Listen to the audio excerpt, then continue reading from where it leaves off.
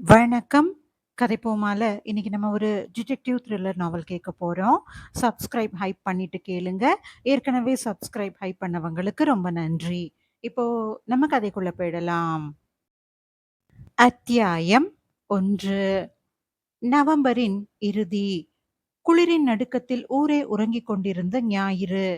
காலை 6 மணி. இருமுறை அழைக்கப்பட்டும் எடுக்காமல் 3வது அழைப்புக்கு சற்றே சலிப்புடன் தொலைபேசியை கையில் எடுத்தான் துருவ். அழைப்பு வந்த எண்ணை பார்த்தவுடன் சடுதியாக எழுந்து அமர்ந்த துருவ் அழைப்பை ஏற்று காதில் வைத்தான். சொல்லுங்க ஏட்டையா, என்ன காலையிலேயே கால்? ஏதாவது முக்கியமான விஷயமா? என்றான் அரை தூக்கத்தில். மறுபடியும் கேட்ட அந்த விஷயத்தில் சட்டென்று கட்டிலிலிருந்து எழுந்தான். அப்படியா? சரி. நீங்க ஃபாரன்சிக்கு கால் பண்ணிட்டு ஸ்பாட்டுக்கு போயிடுங்க. நான் இன்னும் கொஞ்ச நேரத்துல கிளம்பி அங்க வந்துடுறேன் என்று கூறி இணைப்பை துண்டித்தான். உடனே கிளம்ப எண்ணி குளியலறையை நோக்கிச் சென்றான். அரை மணி நேரத்திற்கும் குறைவாகவே தயாராவதற்கு எடுத்துக்கொண்ட துருவ் தனது பைக்கில் ஏட்டு கிருஷ்ணன் கூறிய இடத்திற்கு சென்றான். சற்றே ஊருக்கு ஒதுக்குப்புறமான ஏரியா. இப்போதுதான் ஆங்காங்கே வீடுகள் வந்து கொண்டிருப்பதால் ஆள் நடமாட்டம் சற்று குறைவாகத்தான் இருந்தது. அந்த வீட்டின் வெளியே சிறு கூட்டம் கூடியிருந்தது. தங்களுக்குள் ரகசிய குரலில் பேசிக்கொண்டும் சிலர் அந்த வீட்டை எட்டி பார்த்து கொண்டும் நின்று கொண்டிருந்தார்கள். அவர்கள் முகங்களில் தெரிந்த உணர்ச்சிகளும் அவர்களின் கிசுகிசு பேச்சுகளுமே அங்கே ஏதோ விபரீதம் நடந்திருக்கிறது என்பதை பறைசாற்றியது. அங்கே நின்று கொண்டிருந்தவர்களை கடந்து பைக்கை அந்த வீட்டின் முன் சென்று நிறுத்தினான் துருவ். வெளியே நின்று கொண்டிருந்த ஏட்டு கிருஷ்ணன் துருவுக்கு ஒரு சல்யூட் வைத்தார். துருவ் பதிலுக்கு தலையாட்டிவிட்டு, எங்க ஏட்டையா என்று கேட்டுக்கொண்டே வீட்டுக்குள் நுழைந்தான். ஃபாரன்சிக் ஆட்கள் தங்கள் பணியை செய்து கொண்டிருந்தார்கள். வரவேற்பறையை கடந்து படுக்கையறையை நோக்கி நடந்த துருவ் கட்டிலில் தன்னை நோக்கியபடியே மல்லாந்த நிலையில் கிடந்த பெண்ணை பார்த்தான். நெஞ்சில் பாய்ந்த கத்தியால் மரணம் நேர்ந்திருக்க வேண்டும்.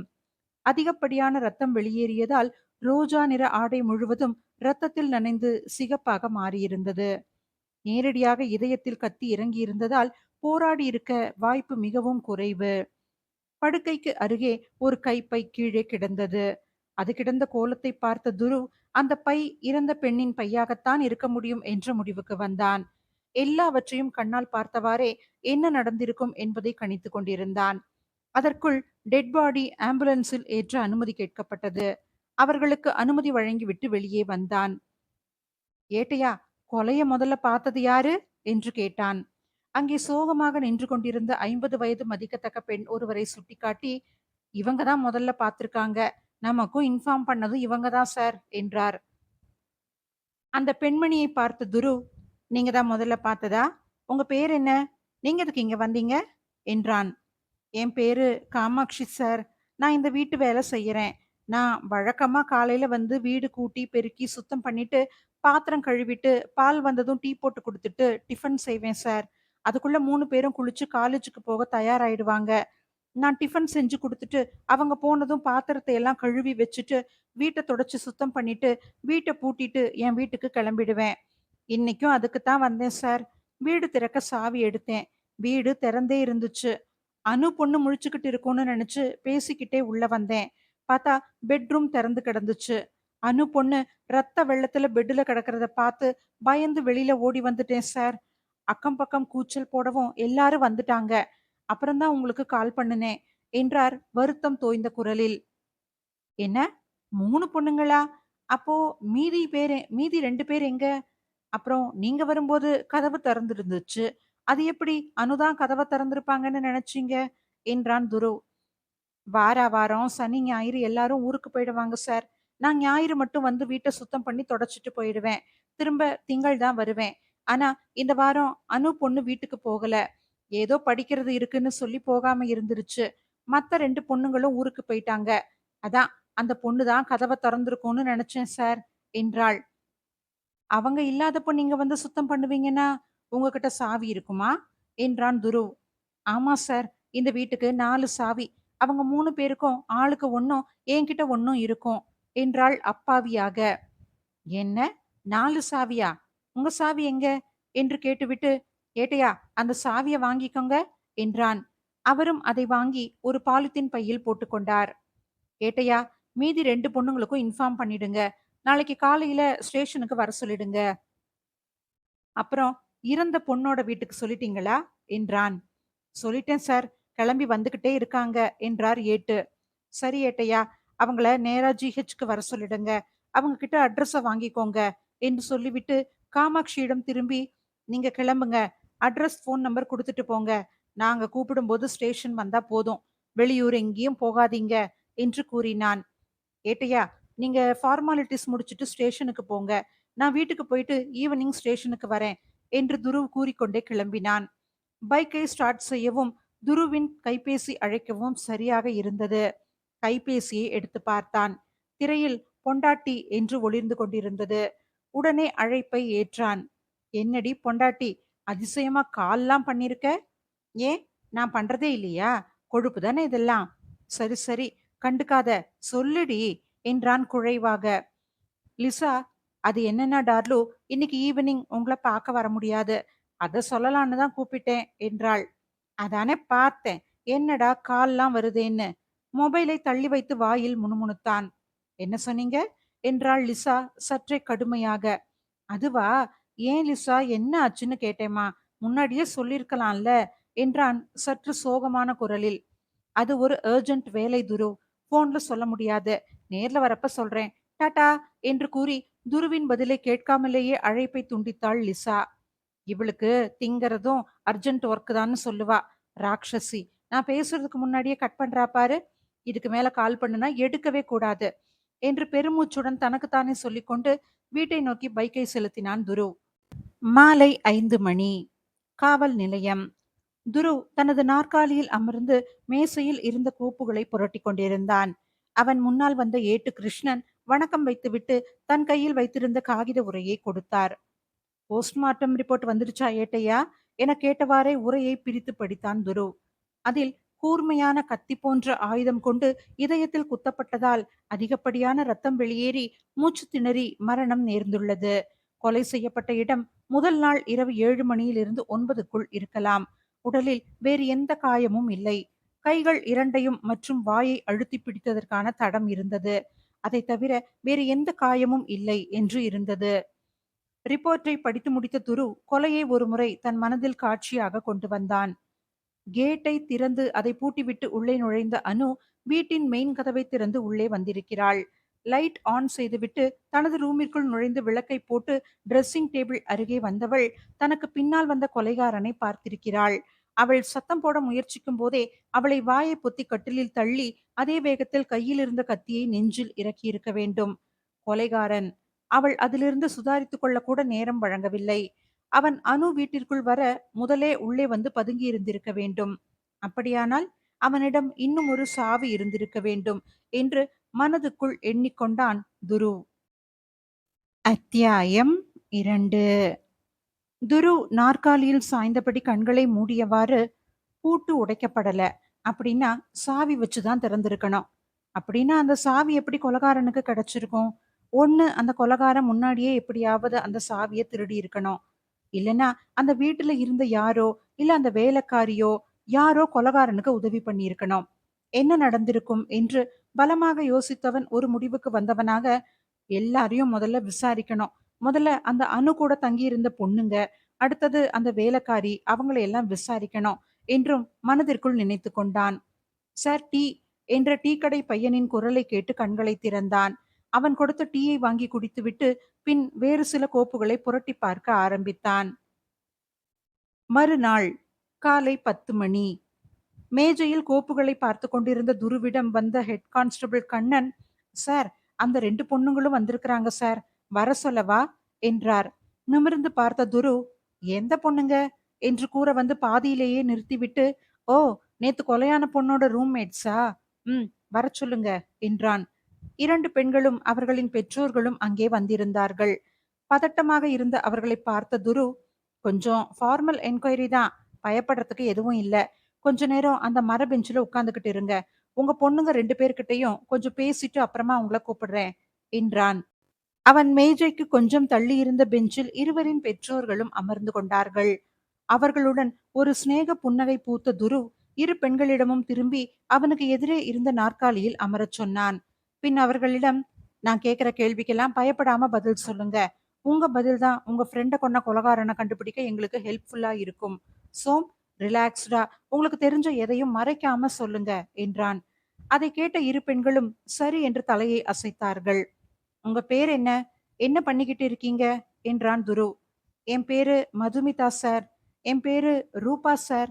நாங்க பிஎஸ்சி மேக்ஸ் செகண்ட் இயர் படிக்கிறோம் சார். ம். அனு உங்க கிளாஸா?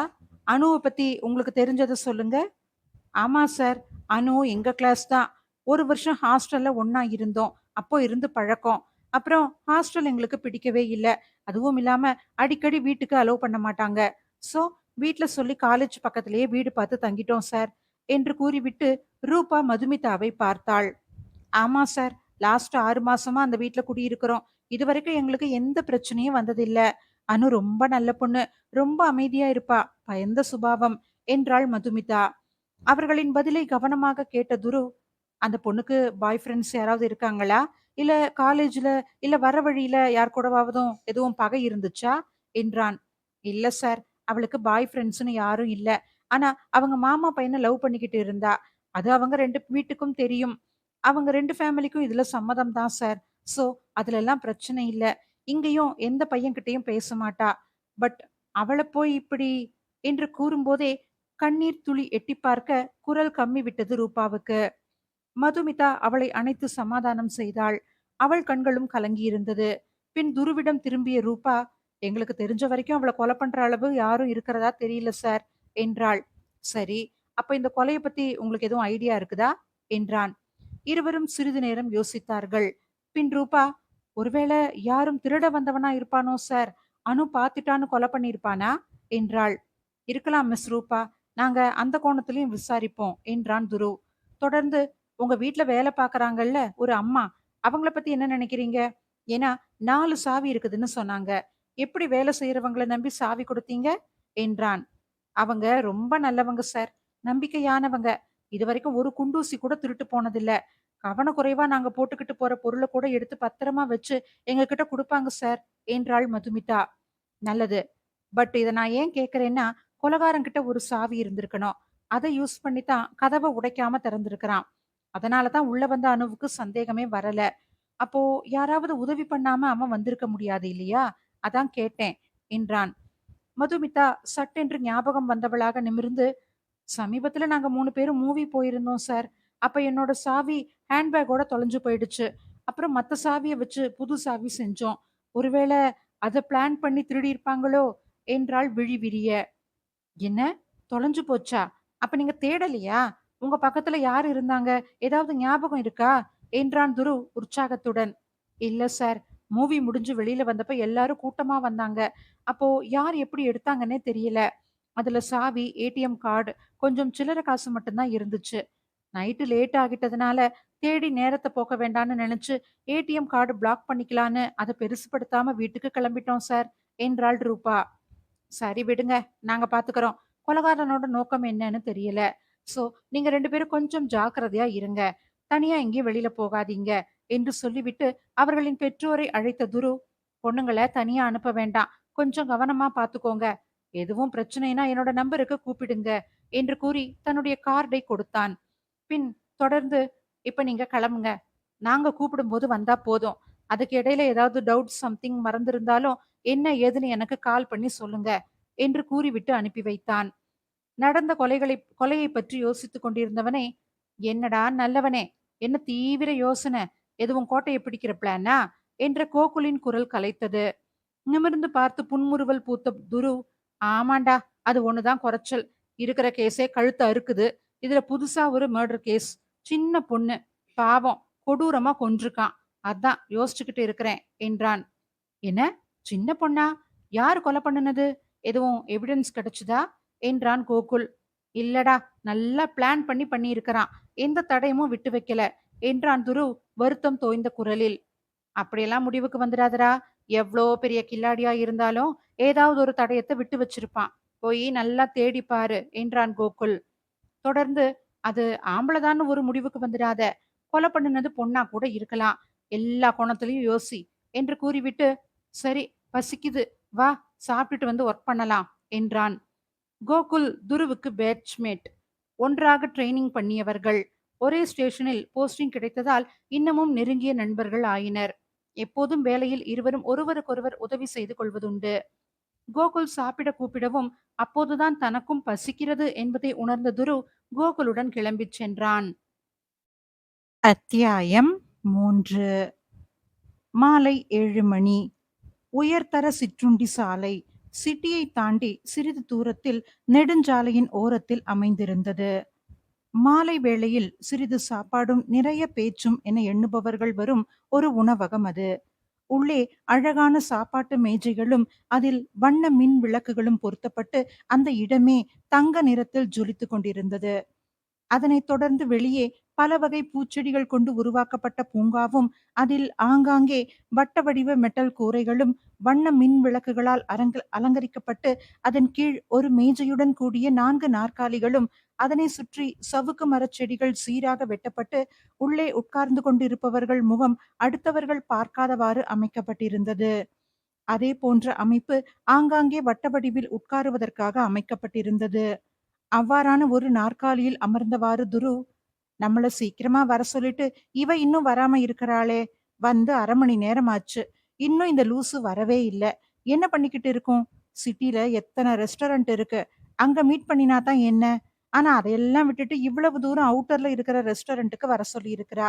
கேட்டா சிட்டினா யாராவது பார்த்துடுவாங்க, இங்க என்ன யாரும் தெரிஞ்சவங்க வரமாட்டாங்கன்னு சொல்றா. காதல் பண்றது என்ன கொலை குற்றமா? கொலைன்னதும் தான் ஞாபகம் வருது. நாம வேற அந்த கொலை கேஸ விசாரிக்காம பெர்மிஷன் போட்டுட்டு இங்க வந்து இவளுக்காக வெயிட் பண்ணிக்கிட்டு இருக்கிறோம். வருவாளா? இல்ல கால் பண்ணி வர முடியாதுன்னு சொல்லி கால வாரி விட்டுடுவாளா? ஐயோ கடவுளே! எனக்கு மட்டும் ஏன் இப்படி? என்று மனதில் நினைத்து தலையில் கை வைத்து உட்கார்ந்து கொண்டிருந்தான். சரி விடு, வெயிட் பண்ணுவோம். என்ன செய்ய?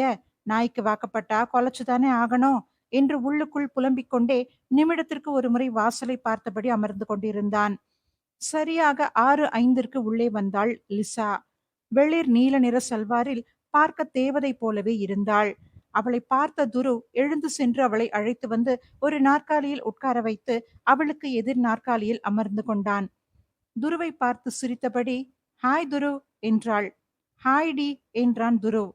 அதற்குள் பேரர் வந்துவிட, என்ன சாப்பிடுற லிசா, ஆர்டர் பண்ணு என்றான் துரு. எனக்கு ஒரு சீஸ் பீஸா போதும்.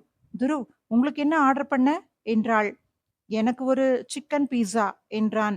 அதை குறித்து கொண்டு பேரர் சென்றுவிட துருவை நிமிர்ந்து பார்த்த லிசா, நான் கொஞ்சம் சீக்கிரமா கிளம்பணும் துரு, வீட்டுல இருந்து கால் வந்துடுச்சு, நாளைக்கு கிளாஸ் டெஸ்ட் வேற இருக்குது, ஸ்டடி மெட்டீரியல்ஸ் வாங்கிக்கிட்டு வரேன்னு பொய் சொல்லிட்டு வந்திருக்கிறேன் என்றாள் கொஞ்சம் குரலில்.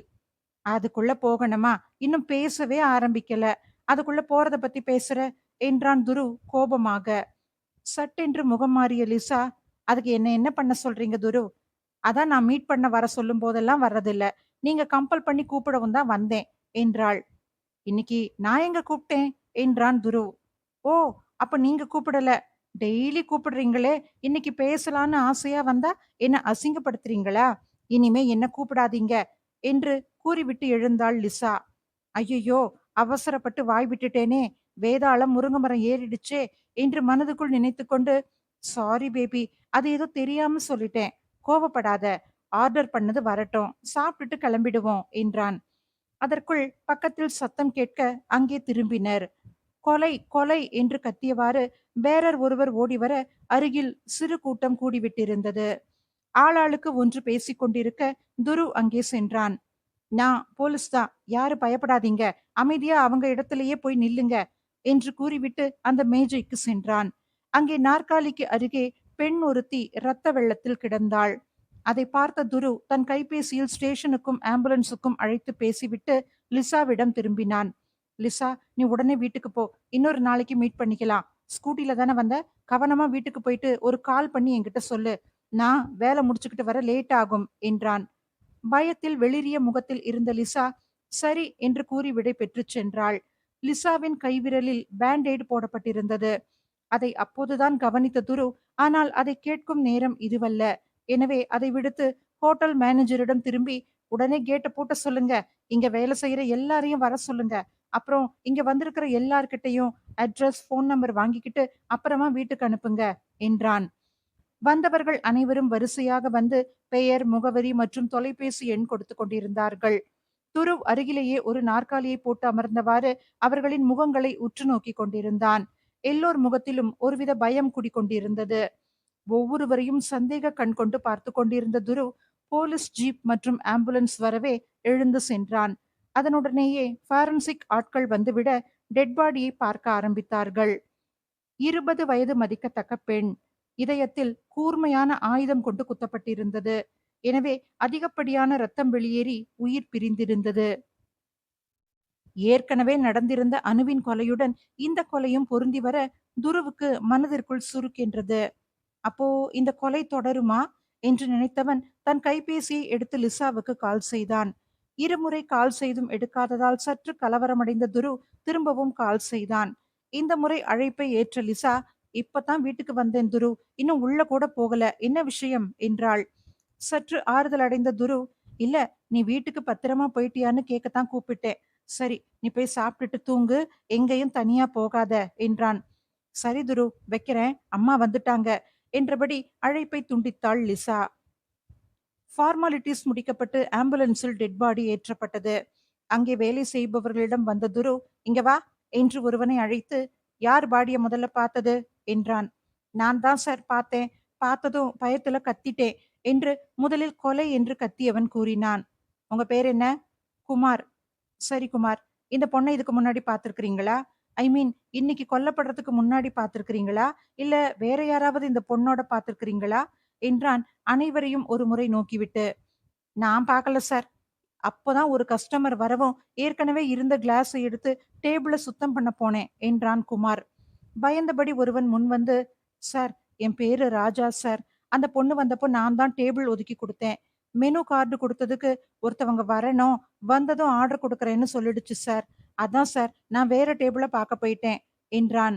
அப்போ அந்த பொண்ணு மட்டும் தனியா வந்துச்சா? வேற யாரும் கூட வரலையா என்றான் துரு.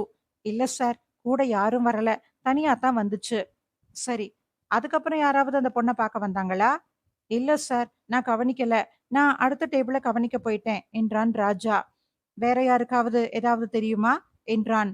அனைவரிடமிருந்தும் அமைதியே பதிலாக வந்தது. அத்தியாயம் 4.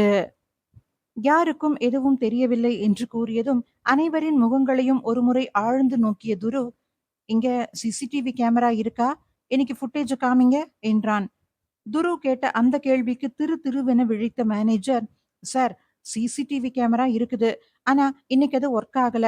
ஈவினிங் தான் கஸ்டமர் கேருக்கு கால் பண்ணி கம்ப்ளைண்ட் பண்ணியிருக்கோம் சார் என்றார். ஓ, சரி, நல்லா யோசனை பண்ணி பாருங்க. இங்க இன்னைக்கு ஏதாவது வித்தியாசமா நடந்திருந்த மாதிரி எதுவும் இருந்தா சொல்லுங்க. யாரும் சந்தேகப்படும்படியான நபர்கள், ஏதாவது வெஹிக்கிள்ஸ் ஆர் சம்திங். பயப்படலாம் வேண்டாம். ஜஸ்ட் உங்களுக்கு தெரிஞ்சதை சொல்லுங்க என்றான். அப்படி எதுவும் தெரியல சார். ம், சரி, இது என்னோட விசிட்டிங் கார்டு. ஏதாவது மைண்ட்ல வந்தா ஜஸ்ட் கால் மீ என்று மேனேஜரிடம் கொடுத்தான். மேனேஜருக்கு அருகில் நின்று மெலிதாக, சார் என்றான் குமார். சொல்லுங்க குமார், என்ன விஷயம் என்றான் துரு. சார், அது வந்து என்று மென்று முழுங்கினான். ஏன் தயங்குறீங்க? எதுவா இருந்தாலும் பயப்படாம சொல்லுங்க என்றான் துரு. சார், உங்க கூட ஒரு பொண்ணு இருந்தாங்கல்ல, அவங்க உங்களுக்கு மொதவே வந்துட்டாங்க. இங்கதான் கொலை நடந்த கேபினுக்கு பக்கத்து கேபின்ல தான் உட்கார்ந்துகிட்டு இருந்தாங்க. நீங்க வர்றதுக்கு ஒரு 2 நிமிஷம் முன்னாடி தான் வெளியில கிளம்பி போனாங்க என்றான் குமார். அது சரி, அது ஏதாவது விஷயமா வெளியில போயிட்டு வந்திருப்பாங்க. அதுல சந்தேகப்படுறதுக்கு என்ன இருக்கு என்றான் துரு. அந்த பொண்ணு போறப்போ கைய கர்ச்சிஃப்ல மறைச்சுக்கிட்டே போச்சு. கர்ச்சிஃப்ல ரத்தம் இருந்த மாதிரி தெரிஞ்சுச்சு என்றான் குமார். இதை கேட்ட துருவிற்கு அவள் கையில் இருந்த பேண்டேடு ஞாபகத்துக்கு வந்தது. சரி, அத நான் விசாரிச்சுக்கிறேன். வேற எதுவும் சொல்ல வேண்டியது இருக்கா? வேற எதுவும் இல்ல சார் என்றான் குமார். எல்லோரிடமும் அடிப்படையான சில கேள்விகளை கேட்டுவிட்டு ஏட்டிற்கு தொலைபேசியில் தொடர்பு கொண்டு வீட்டுக்கு செல்வதாக கூறிவிட்டு கிளம்பினான் துரு. துருவின் மனம் முழுவதும் பேரர் சொல்லியதே ஓடிக்கொண்டிருந்தது. லிசா முன்னாடியே வந்திருக்கிறா. அப்போ இடையில எங்க போயிருப்பா? அதுவும் கையில ரத்தம் வந்ததா சொல்றான். பட் இவன் சொல்றது பொய்யின்னா இவ கையில பேண்டேட் எப்படி வந்துச்சு என்றெல்லாம் யோசித்துக் கொண்டே வண்டியை ஓட்டிக் கொண்டிருந்தான். எப்போதும் போகும் வேகத்தை விடுத்து வெறும் 20லேயே போய்க் கொண்டிருந்தான். மனம் முழுவதும் அதே கேள்விகள் மீண்டும் மீண்டும் வந்து கொண்டிருந்தது. ஒரு வழியாக வீடு வந்து சேர்ந்தான். காலையில் எப்போதும் போல ஸ்டேஷனுக்கு கிளம்பி சென்ற துருவ் அங்கே இருப்பு கொள்ளாமல் ஜிஹெச்சுக்கு கிளம்பிச் சென்றான். இறந்து போன அந்த பெண்ணின் கைப்பையில் இருந்த கல்லூரி அடையாள அட்டையை கொண்டு அவள் பெயர், முகவரி அறிந்து அவளின் பெற்றோருக்கு தெரிவிக்கப்பட்டு வரவழைக்கப்பட்டிருந்தனர். அழுது அழுது வீங்கிய முகத்துடன் நடுத்தர வயது ஆணும் பெண்ணும் நின்று கொண்டிருந்தார்கள். அந்த பெண் சேலை தலைப்பை வாயில் வைத்துக்கொண்டு இன்னமும் விசும்பிக் கொண்டிருந்தாள். அவர்கள் அவர்கள்தான் இறந்து போன பெண்ணின் பெற்றோர்கள் என்பதை யூகித்த துரு அவர்களின் அருகில் சென்றான். துரு அருகில் செல்ல அவர்கள் துருவை நிமிர்ந்து நோக்கினர். வணக்கம் சார், நீங்க தான் அந்த பொண்ணோட பேரண்ட்ஸா என்றான். பதிலுக்கு வணக்கம் கூறிய அவர் தொடர்ந்து, ஆமா சார், நாங்க தான் அந்த துரதிருஷ்டசாலிகள் என்றார், கண்களில் கண்ணீர் பொங்க.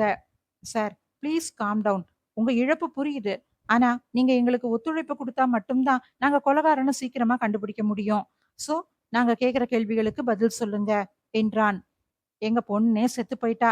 இனி யாரு கொன்னாங்கன்னு கண்டுபிடிச்சு என்ன பண்ண போறோம் சார் என்று கூறிய அவரின் குரல் விரக்தியுடன் வெளிப்பட்டது. அப்படியெல்லாம் இல்ல சார். அடுத்த கொலை நடக்கிறதுக்குள்ள கொலகாரனை கண்டுபிடிச்சே ஆகணும். ஏன்னா இதுக்கு முதல்ல நடந்த கொலை உங்க பொண்ணு கொலை செய்யப்பட்ட அதே ஸ்டைல்ல நடந்திருக்குது. சோ இதோட முடியுமான்னு சொல்ல முடியாது என்றான். அதை கேட்ட இறந்த பெண்ணின் தந்தை, சரி சார், நீங்க கேட்க வேண்டியதை கேளுங்க. நான் தெரிஞ்சதை கண்டிப்பா சொல்றேன் என்றார். பொண்ணு பேரு என்ன சார்? அவங்க என்ன படிச்சுக்கிட்டு இருந்தாங்க? என் பொண்ணு பேரு Indumathi sir. MSc final year maths படிச்சுக்கிட்டு இருந்தா சார் என்றார். ஓகே. நேத்து நைட் எதுக்காக ரெஸ்டாரண்ட் போனாங்க? உங்களுக்கு ஏதாவது தெரியுமா? நான் ஆஃபீஸ் போயிட்டேன் சார். என் ஒய்ஃப் தான் என் ஒய்ஃபு கிட்ட தான் சொல்லிட்டு போயிருக்கிறா என்று சொல்லி தன் மனைவியை பார்த்தார். இந்துமதியின் தாய் வருத்தம் தோய்ந்த குரலில், பக்கத்துல இருக்கிற ஃப்ரெண்டு வீட்டுக்கு ஏதோ புக்கு வாங்கணும்னு சொல்லி கிளம்புனா சார். சீக்கிரமா வந்துருவேன்னு சொல்லிட்டு தான் போனா. ஆனா இப்படி ஒரேடியா போவான்னு தெரியாம போயிடுச்சே என்று சொல்லி அழ ஆரம்பித்து மயக்கமாகி விழுந்தாள். உடனே நர்ஸை வரவழைத்து அவளை பார்க்கச் சொல்லிவிட்டு மருத்துவமனை வராண்டாவில் டாக்டருக்காக காத்திருக்க தொடங்கினான். வராண்டாவில் இருந்த பெஞ்சில் தலையில் கை வைத்தவாறு உட்கார்ந்திருந்த துருவிற்கு மனதில் லிசா வந்து வந்து போனாள். லிசா கூட வீட்டுல இப்படித்தானே பொய் சொல்லிட்டு வந்திருப்பா. அவளுக்கு ஏதாவது ஆகியிருந்தா? நினைத்து பார்க்கும் போதே துருவிற்கு இதயம் நின்றுவிடும் போல இருந்தது. ஜன்னல் வழியே பார்த்தான். லேசான மழை வருவதற்கான அறிகுறி தெரிந்தது. தன்னுடைய எண்ணம் தானாக லிசாவை சந்தித்த நிமிடத்திற்கு சென்றது. 1 வருடத்திற்கு முன்பு கனமழை கொட்டிக் கொண்டிருந்தது.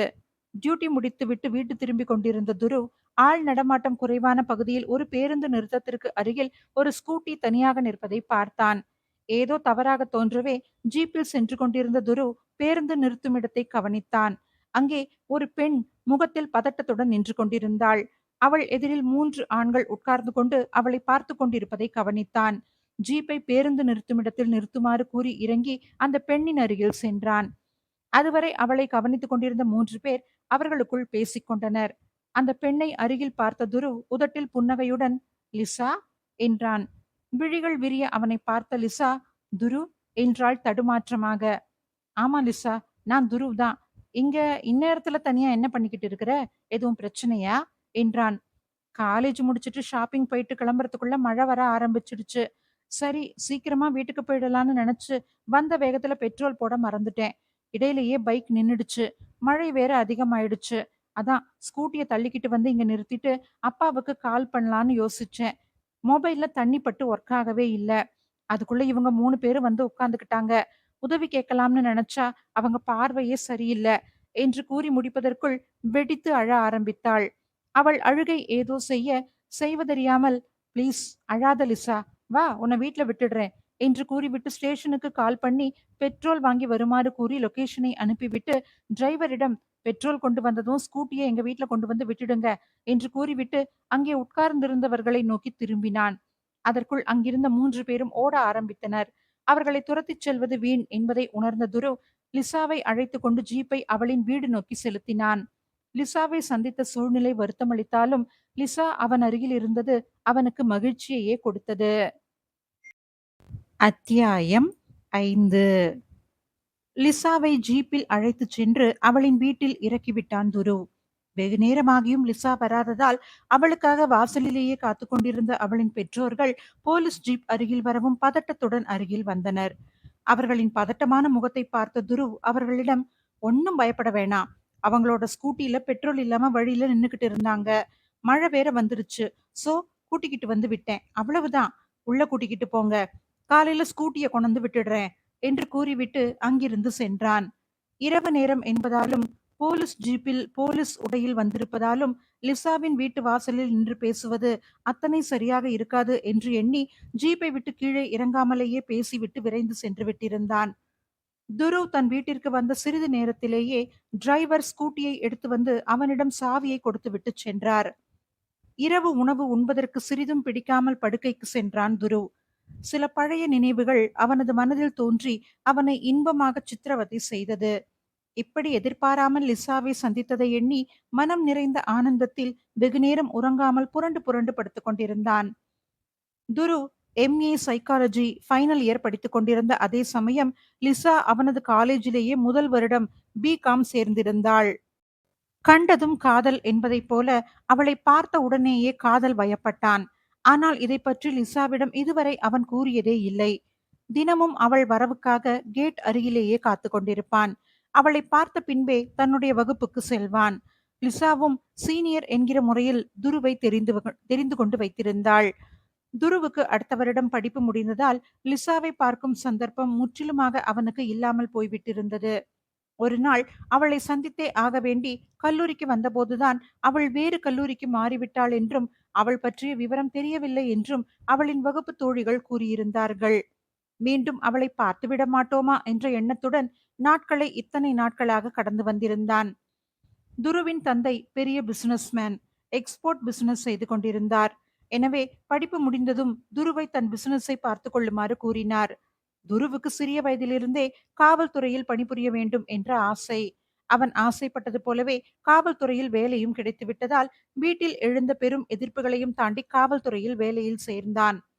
அதன் பின் லிசாவை பற்றி தெரிந்து கொள்ளும் வாய்ப்பு அவனுக்கு கிடைக்கவே இல்லை. 3 வருடங்கள் கழித்து இப்போதுதான் லிசாவை பார்த்தான். அவனால் அவனின் குதூகலத்தை கட்டுப்படுத்தவே முடியவில்லை. அவளை பற்றிய நினைவிலேயே மூழ்கி இருந்த துரு வெகுநேரம் கழித்தே உறங்கவும் செய்தான்.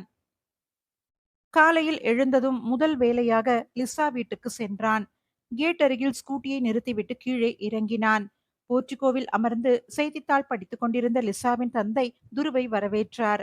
ஸ்கூட்டி சாவியை கொடுத்துவிட்டு கிளம்புவதாக துரு கூறியும் மறுத்து உள்ளே அழைத்துச் சென்று சோஃபாவில் அமர வைத்தார். அவர் மனைவியிடம், யாரு வந்திருக்கிறாங்க பாரு, ஒரு காஃபி கொண்டு வா என்றார். சமையலறையில் வேலை பார்த்து கொண்டிருந்த லிசாவின் அம்மா வெளியே வந்து பார்த்துவிட்டு, வாங்க தம்பி வாங்க, நேத்து நடந்ததையெல்லாம் லிசா சொன்னா, ரொம்ப பயந்து போயிட்டோம். நீங்க நல்ல சமயத்துல வந்து காப்பாத்தி இருக்கிறீங்க. உங்களுக்கு எப்படி நன்றி சொல்றதுனே தெரியல என்றார் கண்களில் நீர் துளிர்க்க. இல்லைங்க, அது என்னோட கடமை, இத பெருசாக்காதீங்க ப்ளீஸ் என்றான். லிசாவின் தந்தை மூர்த்தி, தம்பி நீங்க செஞ்சது பெரிய உதவிதான், அதை மறுக்கவே முடியாது. எங்க மன திருப்திக்காகவாவது எங்க நன்றியை ஏத்துக்கோங்க. அப்படியே ஒரு கப் காஃபி ப்ளீஸ் என்று கூறிவிட்டு தன் மனைவி பத்மாவிடம் திரும்பி, தம்பிக்கு காஃபி கொண்டு வா பத்மா என்றார். ஹாலை ஒருமுறை எட்டி பார்த்த துருவிடம் மூர்த்தி, லிசா தூங்குறா தம்பி, நேத்து ரொம்ப பயந்து போயிட்டா, டிப்ரெஷன் அதிகமாயிடுச்சு, அதான் தூக்க மாத்திரை போட்டுக்கிட்டு தூங்குனா தம்பி, அவளா எழுந்து வரட்டோன்னு நாங்க எழுப்பவே இல்லை என்றார். அதே நேரம் பத்மா காஃபி கொண்டு வரவும் அதை வாங்கி குடித்து விட்டு கிளம்பினான் துரு. 2 தெரு தள்ளிதான் துருவின் வீடு அமைந்திருந்தது. எனவே நடந்து போய் விடுவதாக கூறிய துருவை எவ்வளவு கூறியும் கேட்காமல் ஸ்கூட்டியில் கொண்டு வந்து விட்டு விட்டு சென்றார் மூர்த்தி. அன்று மாலையே லிசாவிடமிருந்து துருவுக்கு அழைப்பு வந்தது. அதை பார்த்த துரு முதல் நாள் ஜீப்பில் வரும்போது, ஏதாவது பிரச்சனைனா இந்த நம்பருக்கு கால் பண்ணு என்று லிசாவிடம் விசிட்டிங் கார்டு கொடுத்தது ஞாபகம் வந்தது. அந்த அழைப்பை ஏற்றான். மறுபுறம் லிசா, ஹலோ துரு, நான் லிசா பேசுறேன் என்றாள். தெரியும் என்றான் சிரித்துக்கொண்டே. உங்களுக்கு எப்படி என் நம்பர் தெரியும், அம்மா கொடுத்தாங்களா என்றாள். இல்ல லிசா, ட்ரூ காலர்ல உன் பேர் வருதே என்றான். ஓ அப்படியா, என் பேர் வருதா என்றாள். ஆமா, லிசா குட்டின்னு வருது என்றான் சிரிப்புடன். லிசாவும் சிரித்துக்கொண்டே, அம்மாவும் அப்படித்தான் கூப்பிடுவாங்க என்றாள். அப்போ நானும் இனிமே அப்படியே கூப்பிடவா என்றான் துருவ். ஓரிரு நொடிகள் அமைதியாக இருந்த லிசா, காலையில வீட்டுக்கு வந்திருந்தீங்கன்னு அம்மா சொன்னாங்க. நைட்டு பதட்டத்துல சரியா பேசக்கூட முடியல. ஒரு தேங்க்ஸ் கூட சொல்ல மறந்துட்டேன். அதான் தேங்க்ஸ் சொல்ல கூப்பிட்டேன் என்றாள். தேங்க்ஸ் எல்லாம் வேண்டாம் லிசா. உனக்கு எப்போனாலும் என்ன பிரச்சனை வந்தாலும் என்ன கூப்பிடு, நான் வருவேன் என்றான். சரி என்று கூறி அவள் அழைப்பை துண்டித்த பின்பு, லிசா குட்டின்னு கூப்பிடுறேன்னு சொல்லியிருக்க கூடாதோ, அவ தன் மேல கோவப்பட்டு பேசாம இருந்திருவாளோ என்று தன்னைத்தானே திட்டிக் கொண்டான். ஆனால் அடுத்த நாளே அவளை எதேச்சையாக கோவிலில் சந்தித்தான். இருவரும் பரஸ்பரம் பேசிக் கொண்டார்கள். அதன் பின்னும் அவர்களின் உரையாடல் குறுஞ்செய்திகளில் தொடர்ந்தது. ஒரு நாள் துருவ் காதலிப்பதாக லிசாவிடம் கூறிவிட்டான். அவள் என்ன சொல்வாளோ என்று காத்து கொண்டிருந்தவனுக்கு லிசாவிடமிருந்து இனிமே லிசா குட்டின்னு கூப்பிட்டுக்கோங்க என்ற குறுஞ்செய்தி வந்தது. அன்றிலிருந்து கிட்டத்தட்ட 6 மாத காலமாக லிசாவும் துருவும் ஒருவரை ஒருவர் காதலித்து வருகிறார்கள். அவை அனைத்தையும் ஒருமுறை நினைத்து பார்த்தவன் பெருமூச்சுடன் எழுந்தான். அவனை நோக்கி நர்ஸ் ஒருத்தி வந்தாள். துருவிடம், சார், உங்களை டாக்டர் கூப்பிடுறாரு என்றாள். எழுந்து மருத்துவரின் அறைக்குள் நுழைந்த துரு வணக்கம் கூறி அவருக்கு எதிரில் இருந்த நாற்காலியில் அமர்ந்து கொண்டான். பதிலுக்கு வணக்கம் கூறிய மருத்துவர் துருவிடம் போஸ்ட்மார்ட்டம் ரிப்போர்ட்டை கொடுத்தபடியே, கத்தி நேரா இதயத்துல இறங்கி இருக்குது, பிளட் லாஸ் ஆகி டெத் நடந்திருக்குது என்றார். இதை கேட்டதும் பரபரப்பான துரு, இதே ஸ்டைல இது 2வது கொலை டாக்டர், இந்த ரிப்போர்ட்டையும் படிச்சு பாருங்க என்று இன்னொரு கவரை சட்டைக்குள்ளிருந்து எடுத்து நீட்டினான். அதையும் படித்து பார்த்த டாக்டர், எஸ் மிஸ்டர் துரு, 2 கொலையும் ஒரே மாதிரி தான் இருக்குது என்றார். ஆமா டாக்டர், அதான் ஒரே தலைவலியா இருக்குது, இது இப்படியே கண்டினியூ ஆகுமோன்னு பயமா இருக்குது என்று கூறிவிட்டு அவரிடமிருந்து கவரை வாங்கி கொண்டு கிளம்பினான். நேராக ஸ்டேஷனுக்கு வந்தவன் கவரை மேஜையில் வைத்துவிட்டு கொலையை பற்றி சிந்திக்கலானான். கொலையானது 2 சின்ன பொண்ணுங்க. அப்படி இருக்க கொலைக்கு என்ன காரணமா இருக்கும்? அவங்க சித்திரவதை செய்யப்படல, ரேப் செய்யப்படல. ஆனா 2 பேரையும் நெஞ்சில குத்தி கொன்றுக்கான். அவங்களுக்கும் அவனுக்கும் என்ன சம்பந்தம் இருக்கும்? இல்ல இவங்கள பெத்தவங்கள பழிவாங்க அவங்க பிள்ளைங்கள கொலை செய்யறானா? என்னதான் அவனோட நோக்கமா இருக்கும் என்று தனக்குத்தானே சிந்தித்துக் கொண்டே நடந்து கொண்டிருந்தான். அன்று முழுவதும் அதை பற்றியே சிந்தித்தவன் ஒரு முடிவுக்கு வந்தவனாக வீட்டுக்கு கிளம்பினான். அத்தியாயம் 6. கொலைகளை பற்றிய நீண்ட நேரம் யோசித்ததன் விளைவாக தலைவலி வந்துவிட்டதால் வீட்டிற்கு வந்ததும் உறங்கிவிட்டான் துரு. திடீரென துருவின் கைபேசி அலற ஆரம்பித்தது. அட்டென்ட் செய்து பேசினான். எதிர்ப்புறம் ஹெட் கான்ஸ்டபிள் கிருஷ்ணன் பேசினார். சொல்லுங்க கிருஷ்ணன்.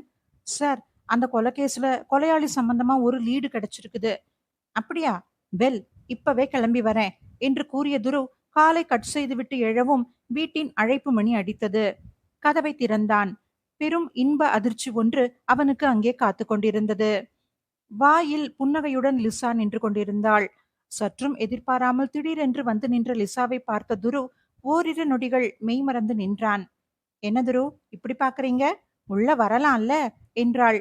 அப்போதுதான் சுயநினைவு எதுவுமின்றி அவளையே மெய்மறந்து பார்த்து கொண்டிருக்கிறான் என்பதை சுதாரித்த துரு, ஓ சாரி, உள்ள வா லிசா, உன்னை திடீர்னு பார்த்ததும் அப்படியே ஃப்ரீஸ் ஆகிட்டேன் என்றான் சிரித்துக்கொண்டே தலையில் லேசாக தட்டியவாறு. பதிலுக்கு சிரித்துக்கொண்டே உள்ளே வந்த லிசா சோஃபாவில் அமர்ந்தாள்.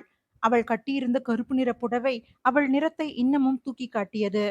பா, எவ்வளோ அழகா இருக்கா என்று மனதிற்குள் நினைத்து கொண்டே, காஃபி போட்டு கொண்டு வரேன் லிசா என்று கூறிவிட்டு சமையலறைக்குள் நுழைந்தான் துரு.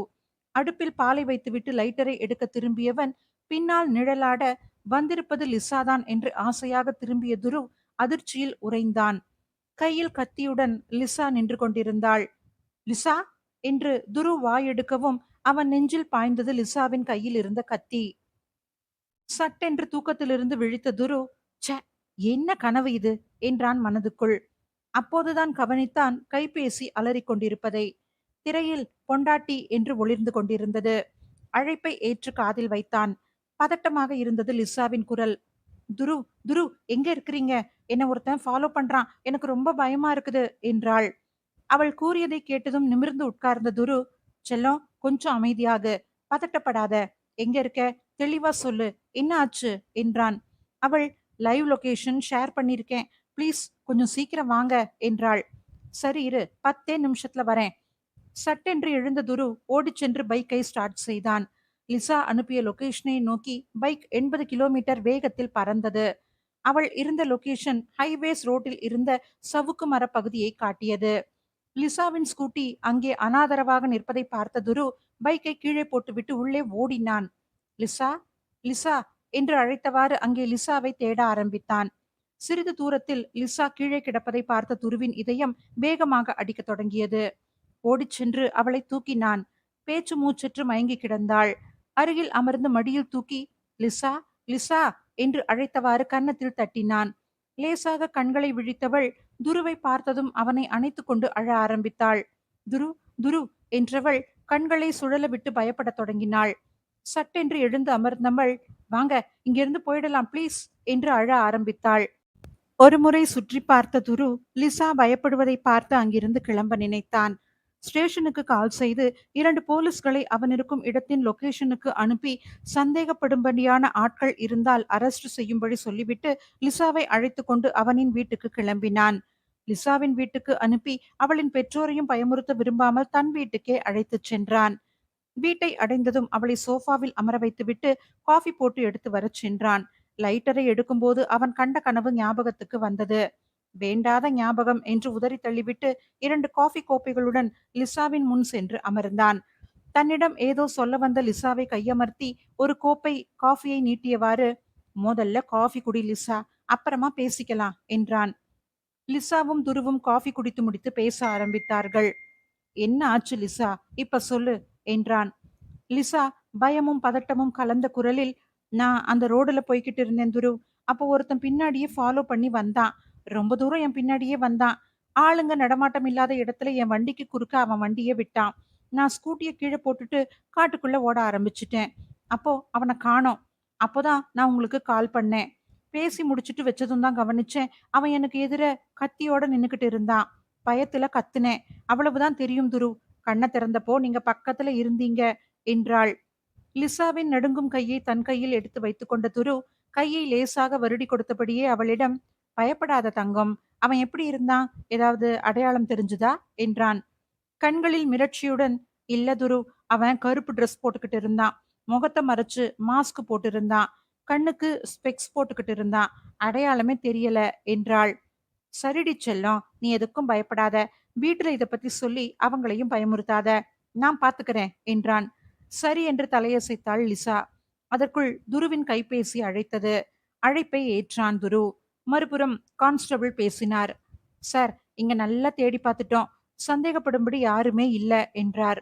துருவ் யோசனையுடன், நல்லா தேடுனீங்களா, யாரும் இல்லையா என்றான். இல்ல சார், யாருமே இல்ல. இப்போ இருட்ட வேற ஆரம்பிச்சிடுச்சு. இதுக்கு மேல தேடுறது யூஸ் இல்ல சார் என்றார். சரி, நீங்க அங்க இருக்கிற ஸ்கூட்டிய என் வீட்டுக்கு கொண்டு வந்துடுங்க. இன்னொருத்தர ஸ்டேஷனுக்கு போக சொல்லிடுங்க என்று கூறிவிட்டு அழைப்பை துண்டித்தான்.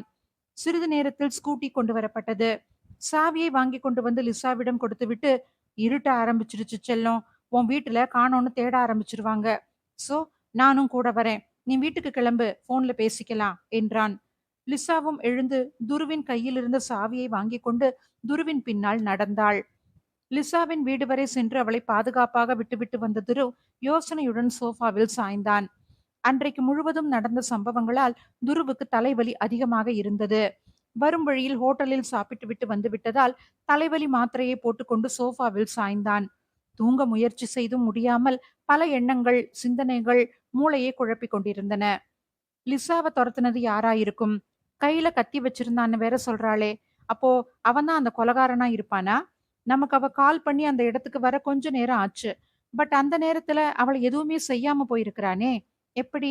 ஒருவேளை இவன் வேற ஒருத்தனா இருப்பானா? லிசா கால் பண்ணுனத பார்த்து பயந்து ஓடி இருப்பானோ என்று பலவாறு சிந்தித்தபடியே உறங்கி போனான். அன்றைய இரவு தூக்கத்தில் கொடூரமான கனவுகள் பல அவனை துரத்தின. அந்த கனவுகளில் உழன்று கொண்டிருந்த துருவுக்கு காலையில் கண் விழித்ததும் வந்த முதல் கைபேசி அழைப்பிலேயே பெரும் அதிர்ச்சி காத்து கொண்டிருந்தது. அத்தியாயம் 7. காலையில் கண் விழித்ததும் தனது கைபேசியை எடுத்து பார்த்த துரு, ஐயையோ என்று தலையில் கை வைத்துக் கொண்டான். 19 மிஸ்டு கால்கள். பாதி ஸ்டேஷன் நம்பரில் இருந்தும் மீதி ஹெட் கான்ஸ்டபிள் கிருஷ்ணாவிடமிருந்தும் வந்திருந்தது. அப்போதுதான் இரவு தூங்கும்போது போனை சைலண்டில் போட்டது ஞாபகத்துக்கு வந்தது. உடனே கான்ஸ்டபிளின் நம்பருக்கு கால் செய்தான். மறுபுறம் அழைப்பு ஏற்கப்பட்டது. குட் மார்னிங் சார் என்றார் கான்ஸ்டபிள். பதிலுக்கு குட் மார்னிங் சொன்ன துரு, சாரிங்க கிருஷ்ணன், நைட்டு மொபைல சைலண்ட்ல போட்டுட்டு படுத்துட்டேன். அதான் நீங்க கால் பண்ணது கேட்கவே இல்ல. எதுவும் பிரச்சனையா என்றான். எதிர்ப்புறம் கான்ஸ்டபிள் சொன்னதை கேட்ட துரு கண்கள் விரிய, சரி, நான் ஸ்டேஷனுக்கு கிளம்பி வரேன் என்று கூறிவிட்டு தொடர்பை துண்டித்தான். துரு ஸ்டேஷனுக்கு கிளம்பி செல்வதற்கு தயாராக வரவும் அவனது கைபேசி திரும்பவும் ஒலித்தது. இந்த முறை அழைத்தவர் கமிஷனர். என்ன சொல்ல போகிறாரோ என்ற தயக்கத்துடன் அழைப்பை ஏற்றான். தன் வீட்டிற்கு வருமாறு கமிஷனர் கூறவும் உடனே கிளம்பினான். கமிஷனர் வீடு. செக்யூரிட்டி சல்யூட் அடித்து கேட்டை திறந்துவிட பைக்கில் உள்ளே சென்றான் துருவ். அங்கிருந்த நாய் ஓடி வந்து துருவை கொஞ்ச ஆரம்பித்தது. அதே சமயம் உள்ளிருந்து வந்த கமிஷனரின் மனைவி சுமதி முகம் மலர, வாடா துருவ், இதென்ன அத்தைய பார்க்க போலீஸ் யூனிஃபார்ம்ல வந்திருக்கிற என்றார். துருவ் திருதிருவென முழித்துவிட்டு ஒரு குறும்பு சிரிப்புடன், உங்க ஞாபகம் வந்துச்சு அத்தை, அதான் ஸ்டேஷனுக்கு கூட போகாம நேரா இங்க வந்துட்டேன் என்றான். நல்லா சமாளிக்கிறடா, எல்லாம் எனக்கு தெரியும். உன் மாமா வர சொல்லியிருப்பாரு, உடனே வந்திருப்ப. எனக்கு தெரியாதா என்ன என்றார், கோபமும் வருத்தமும் சேர்ந்தார் போல. துரு பக்கத்தில் சென்று, என் செல்ல அத்தையில மருமகன் மேல கோவப்படக்கூடாது. நான் இன்னொரு நாள் வந்து என் அத்தை கிட்ட நாள் முழுவதும் பேசுவேன் என்றான். அதற்குள் மாடியிலிருந்து கமிஷனர் சண்முகம் அழைக்க, மாமா கூப்பிடுறாரு, இதோ வந்துடுறேன் அத்தை என்று கூறிவிட்டு மாடியை நோக்கிச் சென்றான். மாடியில் இருந்த சிட்டோட்டில் உட்கார்ந்து கொண்டிருந்த கமிஷனர் துருவை பார்த்து புன்னகைத்தார். வா துரு, உட்கார் என்று கூறிவிட்டு, ஏன் வீட்டு பக்கமே வரமாட்டேங்கிற, அவ்வளோ பிஸியா என்றார் சிரித்தவாறே. துருவ் அவரின் அருகில் இருந்த நாற்காலியில் அமர்ந்தவாறே, அதெல்லாம் ஒண்ணும் இல்ல மாமா, இப்போ நீங்க என் தாய் மாமாவா கூப்பிட்டீங்களா இல்ல கமிஷனராவா என்றான். நீ எதுக்கு கேக்குறேன்னு எனக்கு தெரியும். இது வீடு. So no formalities. மாமானே கூப்பிடு. பட் அபிஷியலும் பேசணும் என்றார் புன்னகையுடன். பின் துருவை ஆழமாக பார்த்தவாறு, அதெல்லாம் இருக்கட்டும், யாருடா அந்த பொண்ணு, வீட்டுல சொல்லிட்டியா இல்லையா என்றார். துருவ் திருதிருவென முழித்துக்கொண்டே, அது வந்து மாமா என்று மென்று விழுங்கினான். அவர் சிரித்துக்கொண்டே, சரி சரி அதை விடு. இப்ப நான் உன்னை கூப்பிட்டது எதுக்குன்னா, சிட்டில நடக்கிற கொலைகளை பத்தி பேசத்தான். கொல்லப்படுறதெல்லாம் சின்ன வயசு பொண்ணுங்க, அதுவும் ஒரே பேட்டர்ன்ல நேத்தோட 3 கொலைகள் என்றார் ஒரு பெருமூச்சுடன். மேலும் தொடர்ந்து, இந்த விஷயம் மீடியா வரைக்கும் தெரிஞ்சிடுச்சு. அவங்க வேற நம்ம இமேஜுக்கு எடுக்கிற மாதிரி நியூஸ் போடுறாங்க. சோ நீ மத்த கேஸ் எல்லாம் விட்டுட்டு இந்த கேஸ்ல கான்சென்ட்ரேட் பண்ணு துரு. அடுத்த கொலை நடக்கிறதுக்குள்ள இம்மீடியட்டா கொலைகாரனை கண்டுபிடிச்சு அரெஸ்ட் பண்ணு என்றார். கண்டிப்பா மாமா, நிச்சயமா கண்டுபிடிப்பேன். பட் எனக்கு 3 டேஸ் டைம் வேணும் என்றான். எடுத்துக்கோ துரு, பட் அடுத்த கொலை நடக்கக்கூடாது. அதுக்குள்ள கண்டுபிடிச்சிடு என்றார். கண்டிப்பா மாமா என்றான். அதற்குள் அவனது அத்தையும் கமிஷனரின் மனைவியுமான சுமதி ஆரஞ்சு ஜூஸுடன் அருகே வந்தார். என்னங்க, துரு கிட்ட பேசியாச்சா? 2 பேரும் ஜூஸ் குடிச்சுக்கிட்டே பேசுங்க. டிஃபன் ரெடி ஆகிக்கிட்டு இருக்கு. பேசிட்டு வந்து சாப்பிடுங்க என்று கூறிவிட்டு சென்றார். இருவரும் ஜூஸ் குடித்துவிட்டு டிஃபன் சாப்பிட சென்றார்கள். சூடான இட்லியும் மல்லி சட்னியும் பரிமாறப்பட்டது. சாப்பிட்டு கொண்டே நிமிர்ந்த துரு, எனக்கு பிடிக்கும்னே மல்லி சட்னி செஞ்சீங்க தானே என்றான். அதானே, என்னைக்கும் ஒரே தக்காளி சட்னி வெப்பா, இன்னைக்கு தக்காளி சட்னி, மல்லி சட்னி, சாம்பார் வேற என்றார் கமிஷனர் கிண்டலாக. சுமதி கோபத்துடன், ஏன் உங்களுக்கு இவ்வளவும் செஞ்சு கொடுத்ததே இல்லையா? இன்னைக்கு துரு வரவும் மல்லி சட்னி ஒண்ணு எக்ஸ்ட்ரா பண்ணியிருக்கிறேன், அதுக்கு இவ்வளோ பில்டப்பா என்றார். மாமாவுக்கு பொறாம, விடுங்க அத்தை என்றான் துரு. கேட்டதும் சிரித்துக்கொண்டே, ஆமா ஆமா, ஆமை, அப்புறம் வர்ற ஆமை என்று சொல்லிவிட்டு தொடர்ந்து, உன்னை இங்கேயே தங்குன்னு சொன்னா எவ்வளவு சொல்லியும் கேட்காம வேற வீடு வாங்கி அங்கேயே தங்கிக்கிட்டு வெளியில சாப்பிடுற, இதெல்லாம் நல்லாவா இருக்குது என்றார் ஆதங்கத்துடன். இல்ல மாமா, நான் அன் டைம்ல வருவேன் போவேன், அதுக்கெல்லாம் தனி வீடு தான் செட் ஆகும். அதான் மாமா, அதான் அடிக்கடி இங்க வரேன்ல என்றான் துரு. குறுக்கிட்டு பேசிய சுமதி, எங்க அப்பப்போ, நீ இங்க வந்து 10 நாளைக்கு மேல ஆகுது என்றார். அதற்குள் துருவின் கைபேசி அழைக்க எடுத்து காதில் வைத்தான். சரிங்க கிருஷ்ணன், தோ உடனே வரேன் என்று கூறி மொபைலை வைத்துவிட்டு, ஸ்டேஷன்ல இருந்துதான் கால், நான் உடனே போகணும் என்று இருவரிடமும் கூறிவிட்டு கிளம்பினான் துரு. அத்தியாயம் 8. துரு காவல் நிலையத்தை அடைந்தான். அவனுக்காக அங்கே காத்து கொண்டிருந்த கான்ஸ்டபிள் கிருஷ்ணன் துருவுக்கு வணக்கம் வைத்தபடியே அருகில் வந்தார். சார், நைட்டு கால் வந்துச்சு, அதான் உங்களுக்கு இன்ஃபார்ம் பண்ணிட்டு போக கால் பண்ணுனேன், நீங்க எடுக்கவே இல்ல. ம், ஓகே என்று தலையாட்டிய துரு, என்னாச்சு, எப்படி நடந்துச்சு என்றான். நைட் ஒரு 10 மணி இருக்கும் சார். அப்போ ஒருத்தர் கால் பண்ணி முந்திரி காட்டுக்குள்ள ஒரு டெட் பாடி கிடக்குதுன்னு தகவல் சொன்னாரு. அதான் உங்களுக்கு கால் பண்ணுனேன். நீங்க எடுக்கவே இல்ல சார். அப்போ டியூட்டிக்கு இன்ஸ்பெக்டர் கோகுல் சார் வந்தாரு. அவர்கிட்ட சொல்லவும் அவர் கூட நானும் இன்னொரு பிசியும் ஸ்பாட்டுக்கு போயிட்டோம் சார் என்று கூறி சிறிது மூச்சு விட்டு, பின் அங்க செத்து கிடந்ததும் ஒரு சின்ன பொண்ணு தான் சார். நெஞ்சில கத்தியால குத்தப்பட்டு கொலை நடந்திருக்குது என்றார். சட்டென்று நிமிர்ந்த துரு, இப்ப பாடி எங்க என்றான். ஜிஹெச்ல இருக்குது சார். ஒரு ஆக்சிடென்ட் கேஸ் இருக்குதாம். பெரிய இடம். அதனால அதை முடிச்சுட்டு தான் இதை கவனிப்பாங்களாம். ஈவினிங் தான் ரிப்போர்ட் கிடைக்குமா என்றார். துருவ் யோசனையுடன், சரி, நீங்க போய் வேலைய பாருங்க என்று கூறிவிட்டு யோசிக்கலானான். நிச்சயமா இது ஏதோ சைக்கோ கொலைகாரனோட வேலை தான். பட் அவன் கொலைகளுக்கு பின்னணி என்னவா இருக்கும்? இவங்கள தான் கொலை பண்ணணும்னு செலக்டிவா தான் இவன் கொலைகாரன் ஆனானா? இல்ல ரேண்டமா கிடைக்கிறவங்களையெல்லாம் கொலை பண்றவனா? சரி, எதுவா இருந்தாலும் முதல் கொலையில இருந்து தேடுறது தான் நல்லது. எல்லா கொலைக்கும் ஏதாவது ஒரு சம்பந்தம் நிச்சயம் இருக்கும் என்று மனதுக்குள் நினைத்துக்கொண்டு முதலிலேயே முடிவு பண்ணியிருந்த விஷயங்களை செயல்படுத்த விரைந்தான். அதன்படி அனு படித்த கல்லூரிக்கு நேரில் சென்று விசாரித்தான்.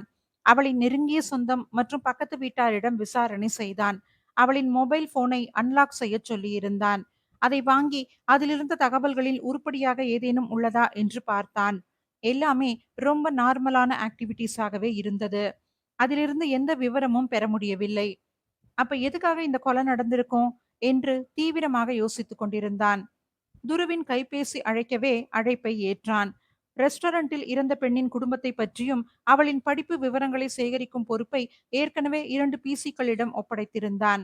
அவர்களில் ஒருவர்தான் அழைத்திருந்தார். அவரின் வணக்கத்தை ஏற்றுக்கொண்டு பதிலுக்கு வணக்கம் சொன்ன துரு, "சொல்லுங்க விக்கி" என்றான். பிசி விக்னேஷ், "சார், அந்த பொண்ண பத்தின விவரங்கள விசாரிச்சுட்டோம் சார். உங்களுக்கு வாட்ஸ்அப் பண்ணியிருக்கிறேன் பார்த்துக்கோங்க. எனக்கு வேற எதுவும் வேலை இருக்கா சார்? இல்ல ஸ்டேஷனுக்கு வரவா?" என்றார். "வாட்ஸ்அப் பார்த்துக்கிறேன் விக்கி. நீங்க ஸ்டேஷனுக்கு வந்துடுங்க" என்று கூறி அழைப்பை துண்டித்தான். கைபேசியை எடுத்து வாட்ஸ்அப்பை பார்த்தான். அந்த பெண்ணை பற்றிய விவரங்கள் இருந்தன.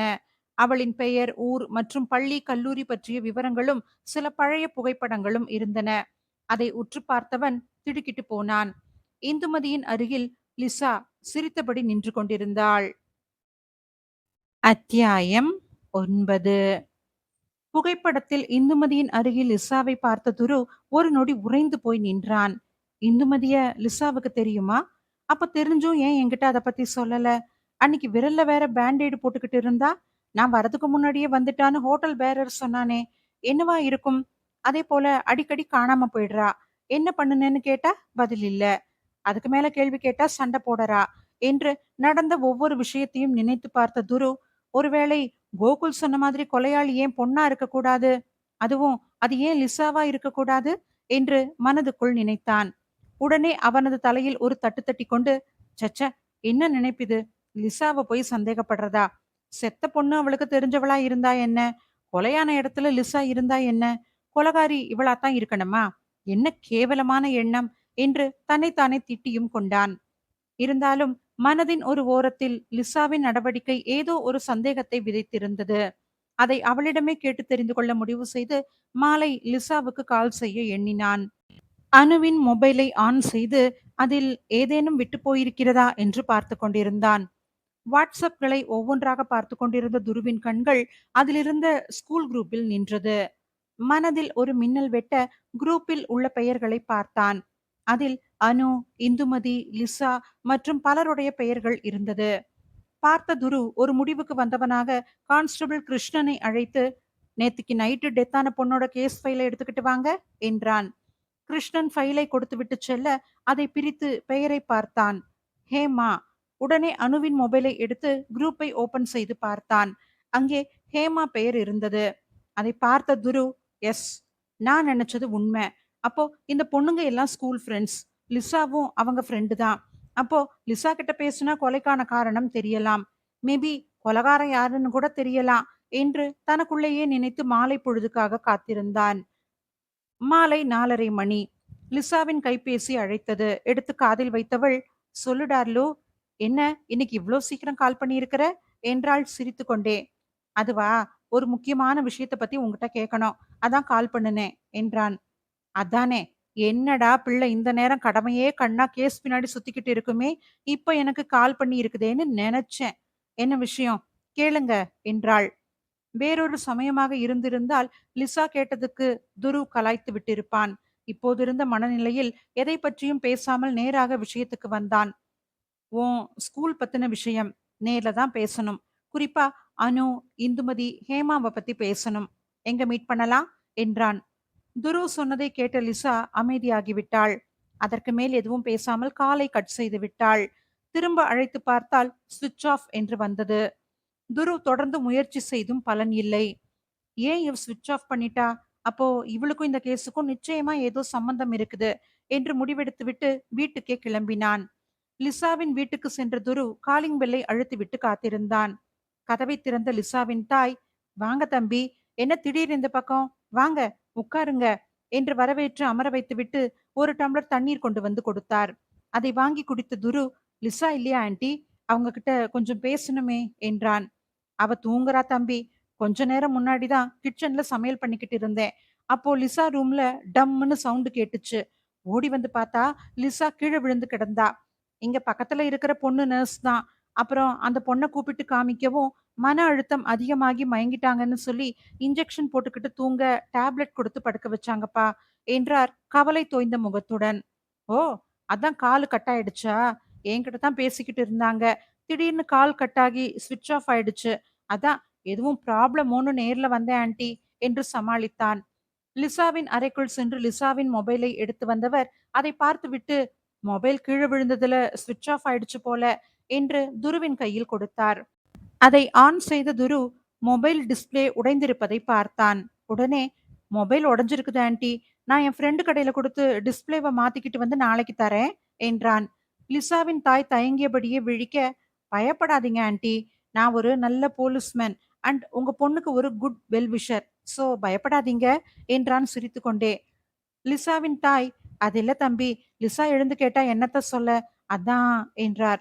"நான் வந்து பார்த்துட்டு டிஸ்ப்ளே மாத்த கொண்டு போயிருக்கிறதா சொல்லிடுங்க. நாளைக்கு ஈவினிங் நானே கொண்டு வந்து கொடுக்கிறேன்" என்று கூறிவிட்டு சென்றான் துரு. துருவின் மனதை இனம் புரியாத குழப்பம் சூழ்ந்து கொண்டிருந்தது.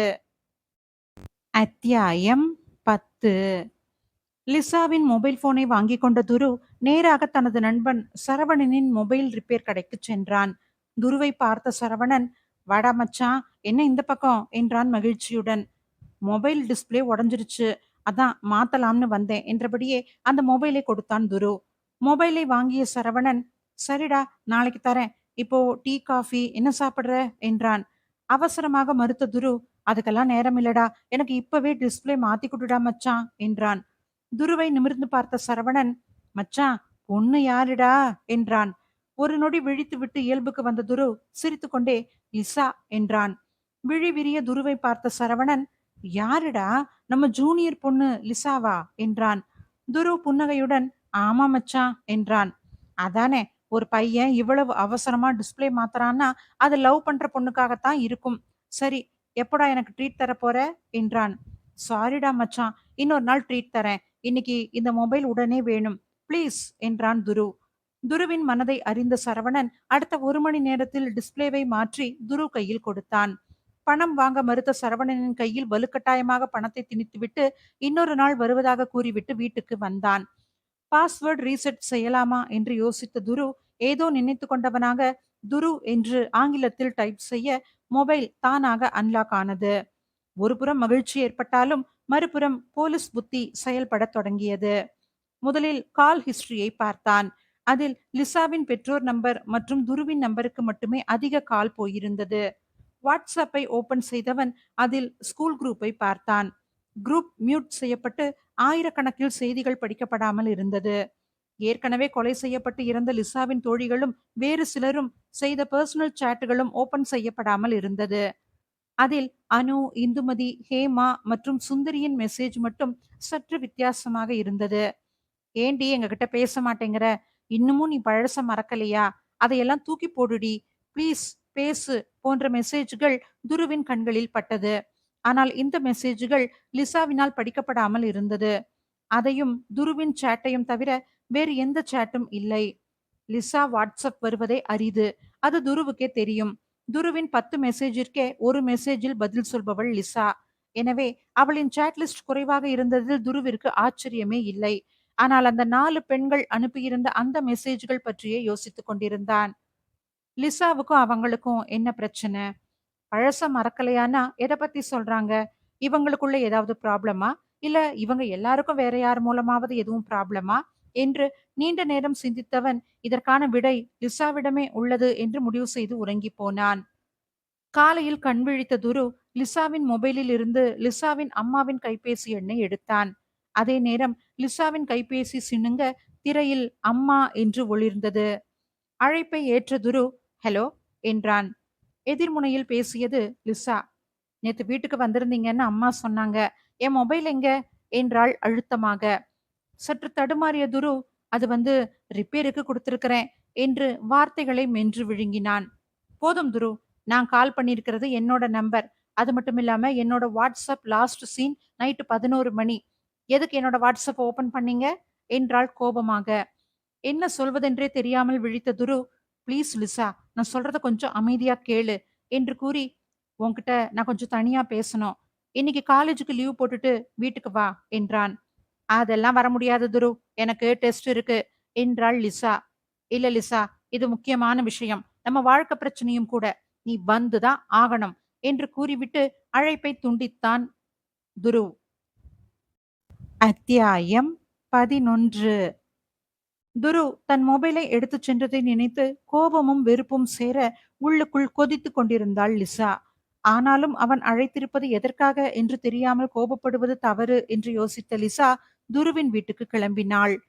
துருவின் வீட்டு அழைப்பு மணி அடிக்கவும் துரு கதவை திறந்தான்.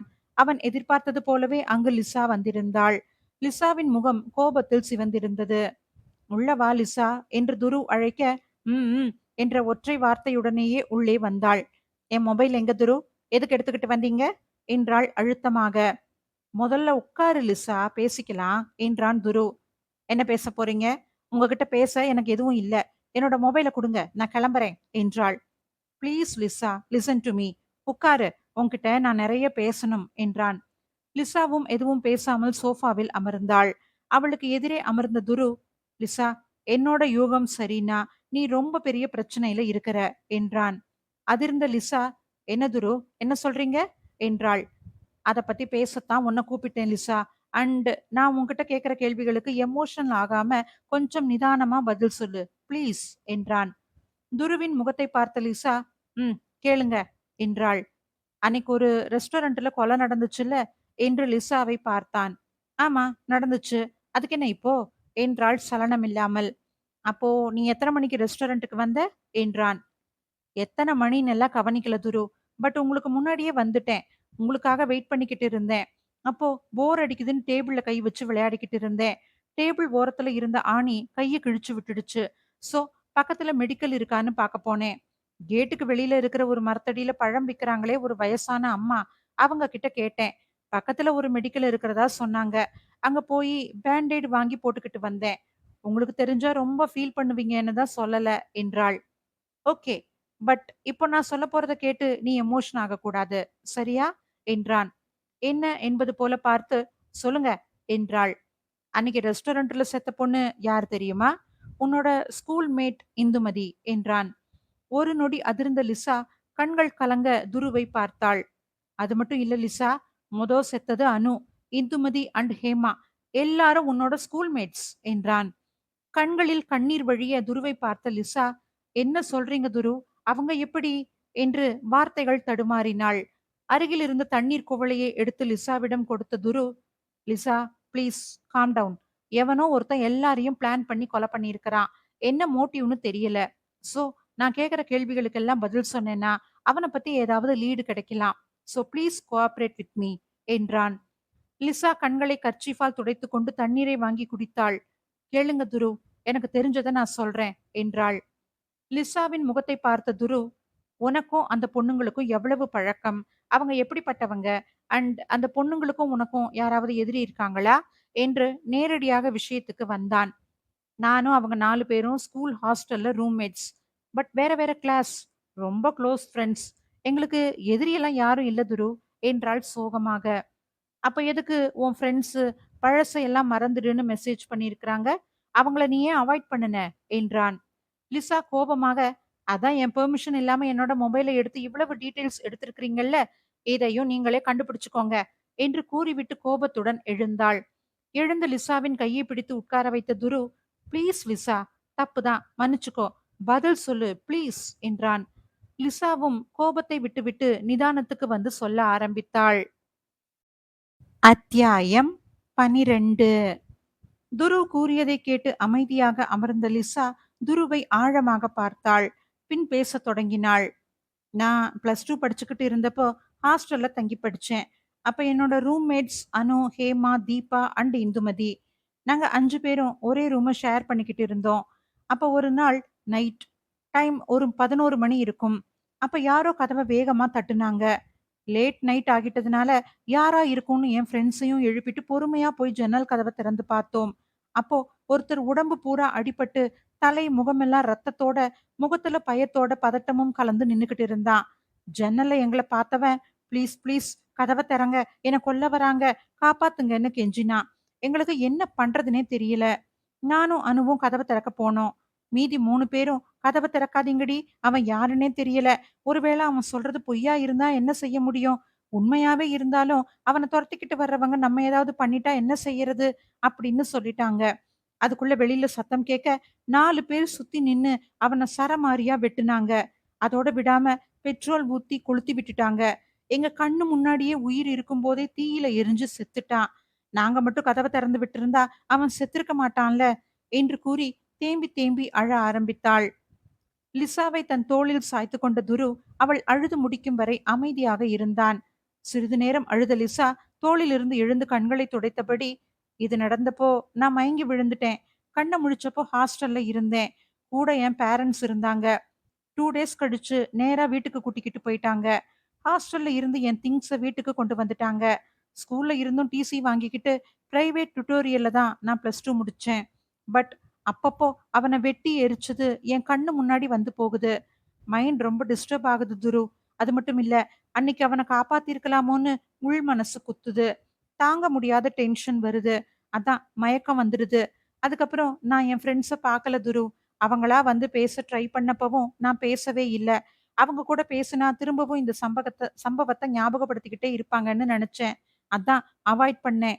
ஆனா இதுக்கும் இந்த கொலைகளுக்கும் என்ன சம்பந்தம் துரு? என்றாள். அதுவரை அமைதியாக கேட்டுக்கொண்டிருந்த துரு, "லிசா, முதல்ல நீ ஒரு விஷயத்த புரிஞ்சுக்கோ. அன்னைக்கு அங்க நடந்த கொலையில உனக்கு எந்த பங்கும் இல்ல. ஒருவேளை நீங்க கதவ திறந்து விட்டிருந்தாலும், வந்தவனுங்க வாசல்ல, கதவுல ஒட்டியிருக்கிற ரத்தத்த வச்சு கண்டுபிடிச்சு உள்ள வந்திருப்பாங்க. அவங்க ஆயுதத்தோட, கொலவெறியோட வந்திருப்பாங்க. பட் நீங்க 5 பேரும் சின்ன பொண்ணுங்க. தடுத்திருக்க பாசிபிலிட்டி கம்மி.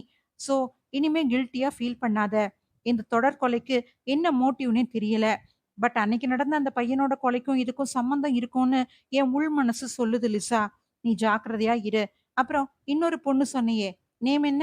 என்று லிசாவை பார்த்தான். ஒரு வினாடி விழித்த லிசா, தீபா என்றாள். எஸ். தீபாவுக்கு கால் பண்ணி அலர்ட்டா இருக்கச் சொல்லு. அந்த பொண்ண தனியா எங்கேயும் போக வேணான்னு சொல்லு என்றான்.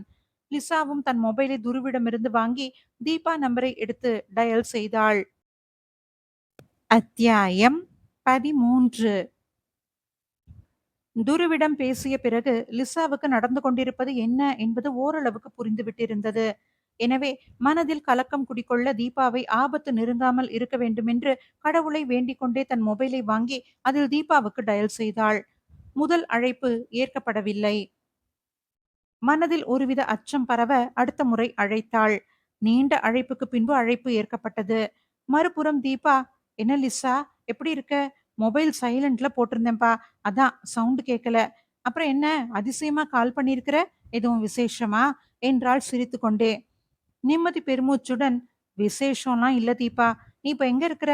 என்று நேரடியாக விஷயத்துக்கு வந்தாள். "ஏன்பா, வீட்ல தான் இருக்கேன்" என்றாள் தீபா. வீட்டில் என்றதும் நிம்மதியான லிசா, "சரி தீபா, நீ தனியா எங்கேயும் போகாத. தனி ரூம்ல கூட இருக்காத. எப்பவும் அம்மா, அப்பா கூடவே இரு" என்றாள். "என்னப்பா சொல்ற? ஏன்? என்ன ஆச்சு? நான் இப்ப வீட்ல தனியா தான் இருக்கிறேன். அம்மாவும், அப்பாவும் ஒரு ஃபங்ஷனுக்கு கிளம்பிட்டாங்க. தம்பி ஃப்ரெண்ட்ஸ் கூட வெளியில போயிட்டான். இப்ப நான் மட்டும் தான் இருக்கேன்" என்றாள் தீபா குழப்பத்துடன். தீபா கூறியதை கேட்டதும், "ஒரு நிமிஷம் லைன்லயே இரு, கட் பண்ணிடாத" என்று கூறிவிட்டு துருவிடம் தீபா தனியாக இருப்பதை கூறினாள். உடனே லவுட் ஸ்பீக்கரை ஆன் பண்ண சொன்ன துரு, தீபாவிடம், "தீபா, நான் சப் இன்ஸ்பெக்டர் துரு பேசுறேன். பயப்படாம நான் சொல்றத கேளுங்க. நீங்க தனியா இருக்கிறது சேஃப் கிடையாது. பதட்டப்படாம நான் சொல்றத கேளுங்க.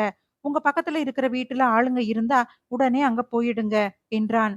"என்ன சொல்றீங்க?" என்றாள் தீபா குழப்பத்துடன். "சொல்றத கேளுங்க தீபா. நீங்க வீட்ல தனியா இருக்கிறது உங்க உயிருக்கே ஆபத்து. சீக்கிரமா நான் சொன்னத செய்யுங்க" என்றான் துரு. ஒரு நொடி ஸ்தம்பித்த தீபா, "ஆபத்தா?" என்று கூறி எச்சில் விழுங்கினாள்.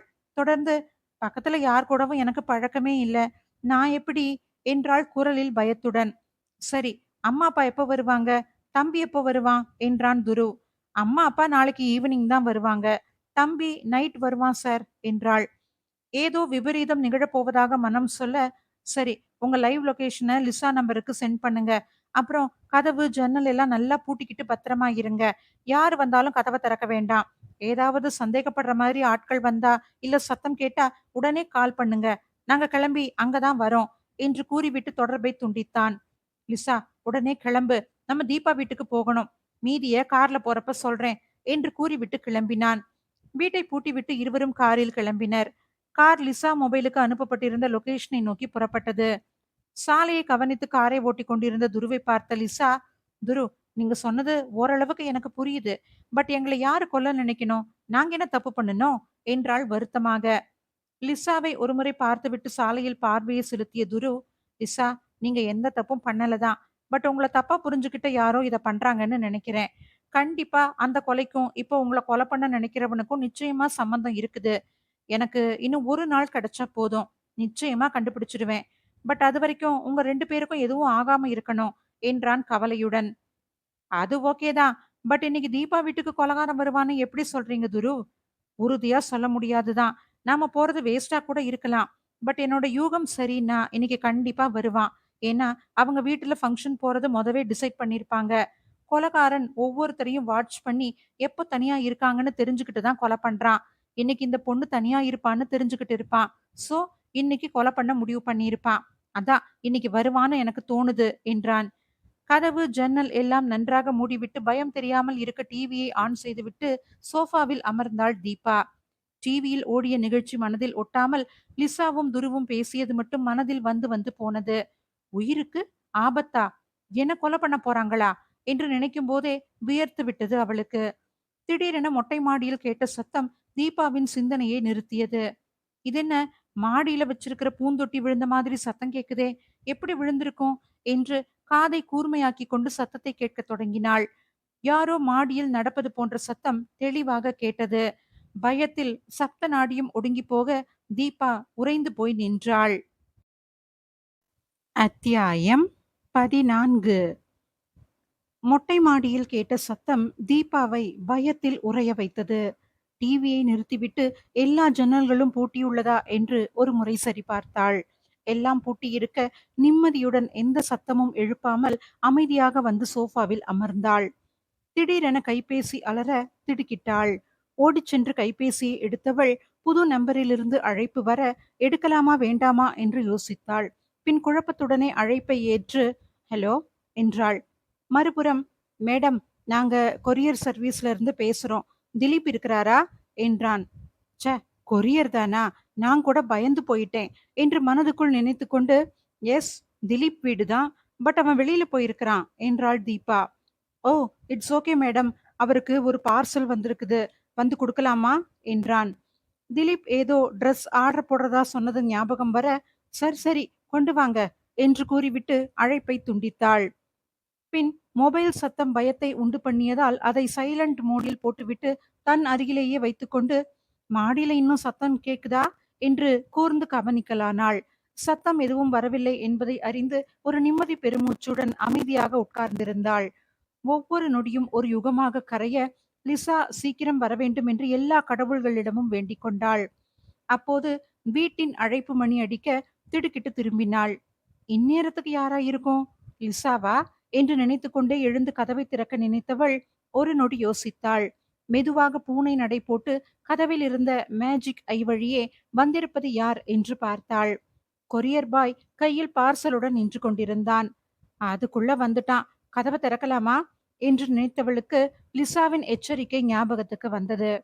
சிறிது நேரம் கதவின் அருகிலேயே நின்றவள் மெதுவாக நடந்து சோஃபாவில் வந்து அமர்ந்தாள். கையில் இருந்த கைபேசி ஒளிர திரையில் முன் அழைத்த கொரியர் பாய் நம்பர் வந்தது. ஏதோ உள்ளுணர்வு எச்சரிக்க லிசா வரும் வரை கதவை திறக்க கூடாது என்று முடிவு செய்தாள். திரும்பவும் இருமுறை அழைப்பு மணி அடிக்கப்பட்டது. கைபேசிக்கு அழைப்பும் வந்தது. கைபேசி அழைப்பையும் ஏற்காமல், லிசா சீக்கிரமா வா என்று மனதுக்குள் புலம்பிக் கொண்டு பயத்தில் வியர்த்து குறுகி அமர்ந்திருந்தாள். சிறிது நேரம் எந்த ஓசையும் இல்லை. அடுத்த 10 நிமிடத்தில் மீண்டும் அழைப்பு மணி அடிக்க தீபாவுக்கு அழுகையே வந்துவிடும் போலாகி விட்டது. பயத்தில் கதவை பார்க்க தொடர்ந்து தொலைபேசியில் லிசா என்று ஒளிர்ந்தது. வந்திருப்பது லிசாதான் என்று நினைத்தாலும் ஓசை எழுப்பாமல் மெதுவாக சென்று மேஜிக் கைவழியே பார்த்தாள். இம்முறை லிசாவும் அருகில் ஒரு ஆடவனும் நிற்க நிம்மதியுடன் கதவை திறந்தாள். இருவரும் உள்ளே நுழைய கதவை சாத்தி பூட்டிய தீபா லிசாவை கட்டிக்கொண்டு அழத் தொடங்கினாள். தீபாவை தட்டி கொடுத்து ஆறுதல் படுத்திய லிசா அவளை சோஃபாவில் அமர வைத்து தண்ணீர் குடிக்க கொடுத்தாள். பின் தீபாவிடம், இப்ப சொல்லுப்பா, என்ன ஆச்சு, ஏன் அழற என்றாள். தண்ணீரை குடித்து கண்களை துடைத்துக் கொண்ட தீபா நடந்தவை அனைத்தையும் ஒன்று விடாமல் கூறினாள். தீபா கூறியதை கேட்ட துரு, பயப்படாதீங்க தீபா, நாங்க இருக்கிறோம், எதுவும் யோசிக்காதீங்க, அந்த கொரியர் நம்பரை காட்டுங்க என்றான். அதை வாங்கி பார்த்த துரு, உங்க தம்பிக்கு கொரியர் வந்தா உங்க தம்பி நம்பருக்கு தானே கூப்பிடணும். ஒருவேளை உங்க தம்பிக்கு கால் பண்ணி அவன் உங்க நம்பரை கொரியர் பாய்க்கு கொடுத்திருக்கலாம். உங்க தம்பி கிட்ட கால் பண்ணி கேட்டீங்களா என்றான். இதை கேட்ட தீபாவிற்கு தூக்கி வாரி போட்டது. ஆமா சார், நான் அவங்கிட்ட இத பத்தி கேட்கவே இல்ல. கொரியர்னு சொல்லவும் வர சொல்லிட்டேன் என்றாள். சரி, இப்ப கால் பண்ணி கேளுங்க. ஒருவேளை அது உண்மையா கூட இருக்கலாம். இங்க நடந்த எதையும் காட்டிக்க வேண்டாம் என்றான். தனது தம்பிக்கு கால் பண்ணி கேட்ட தீபா அழைப்பை துண்டித்துவிட்டு பயத்துடன் துருவை பார்த்தாள். என்னாச்சு தீபா என்றான் துரு. தம்பி எந்த ஆர்டரும் போடலையாம், யாரும் அவனுக்கு கால் பண்ணலையாம் என்றாள். மை காட், நல்ல வேளை நீங்க கதவை திறக்காதது என்றான் துரு. பயத்தின் உச்சத்தில் இருந்த தீபா லிசாவை ஒரு முறை பார்த்தாள். பின் துருவிடம் திரும்பி, அப்படி நான் என்னதான் தப்பு செஞ்சுட்டேன்? என்ன கொலை பண்ற அளவுக்கு யார் இருக்கிறா?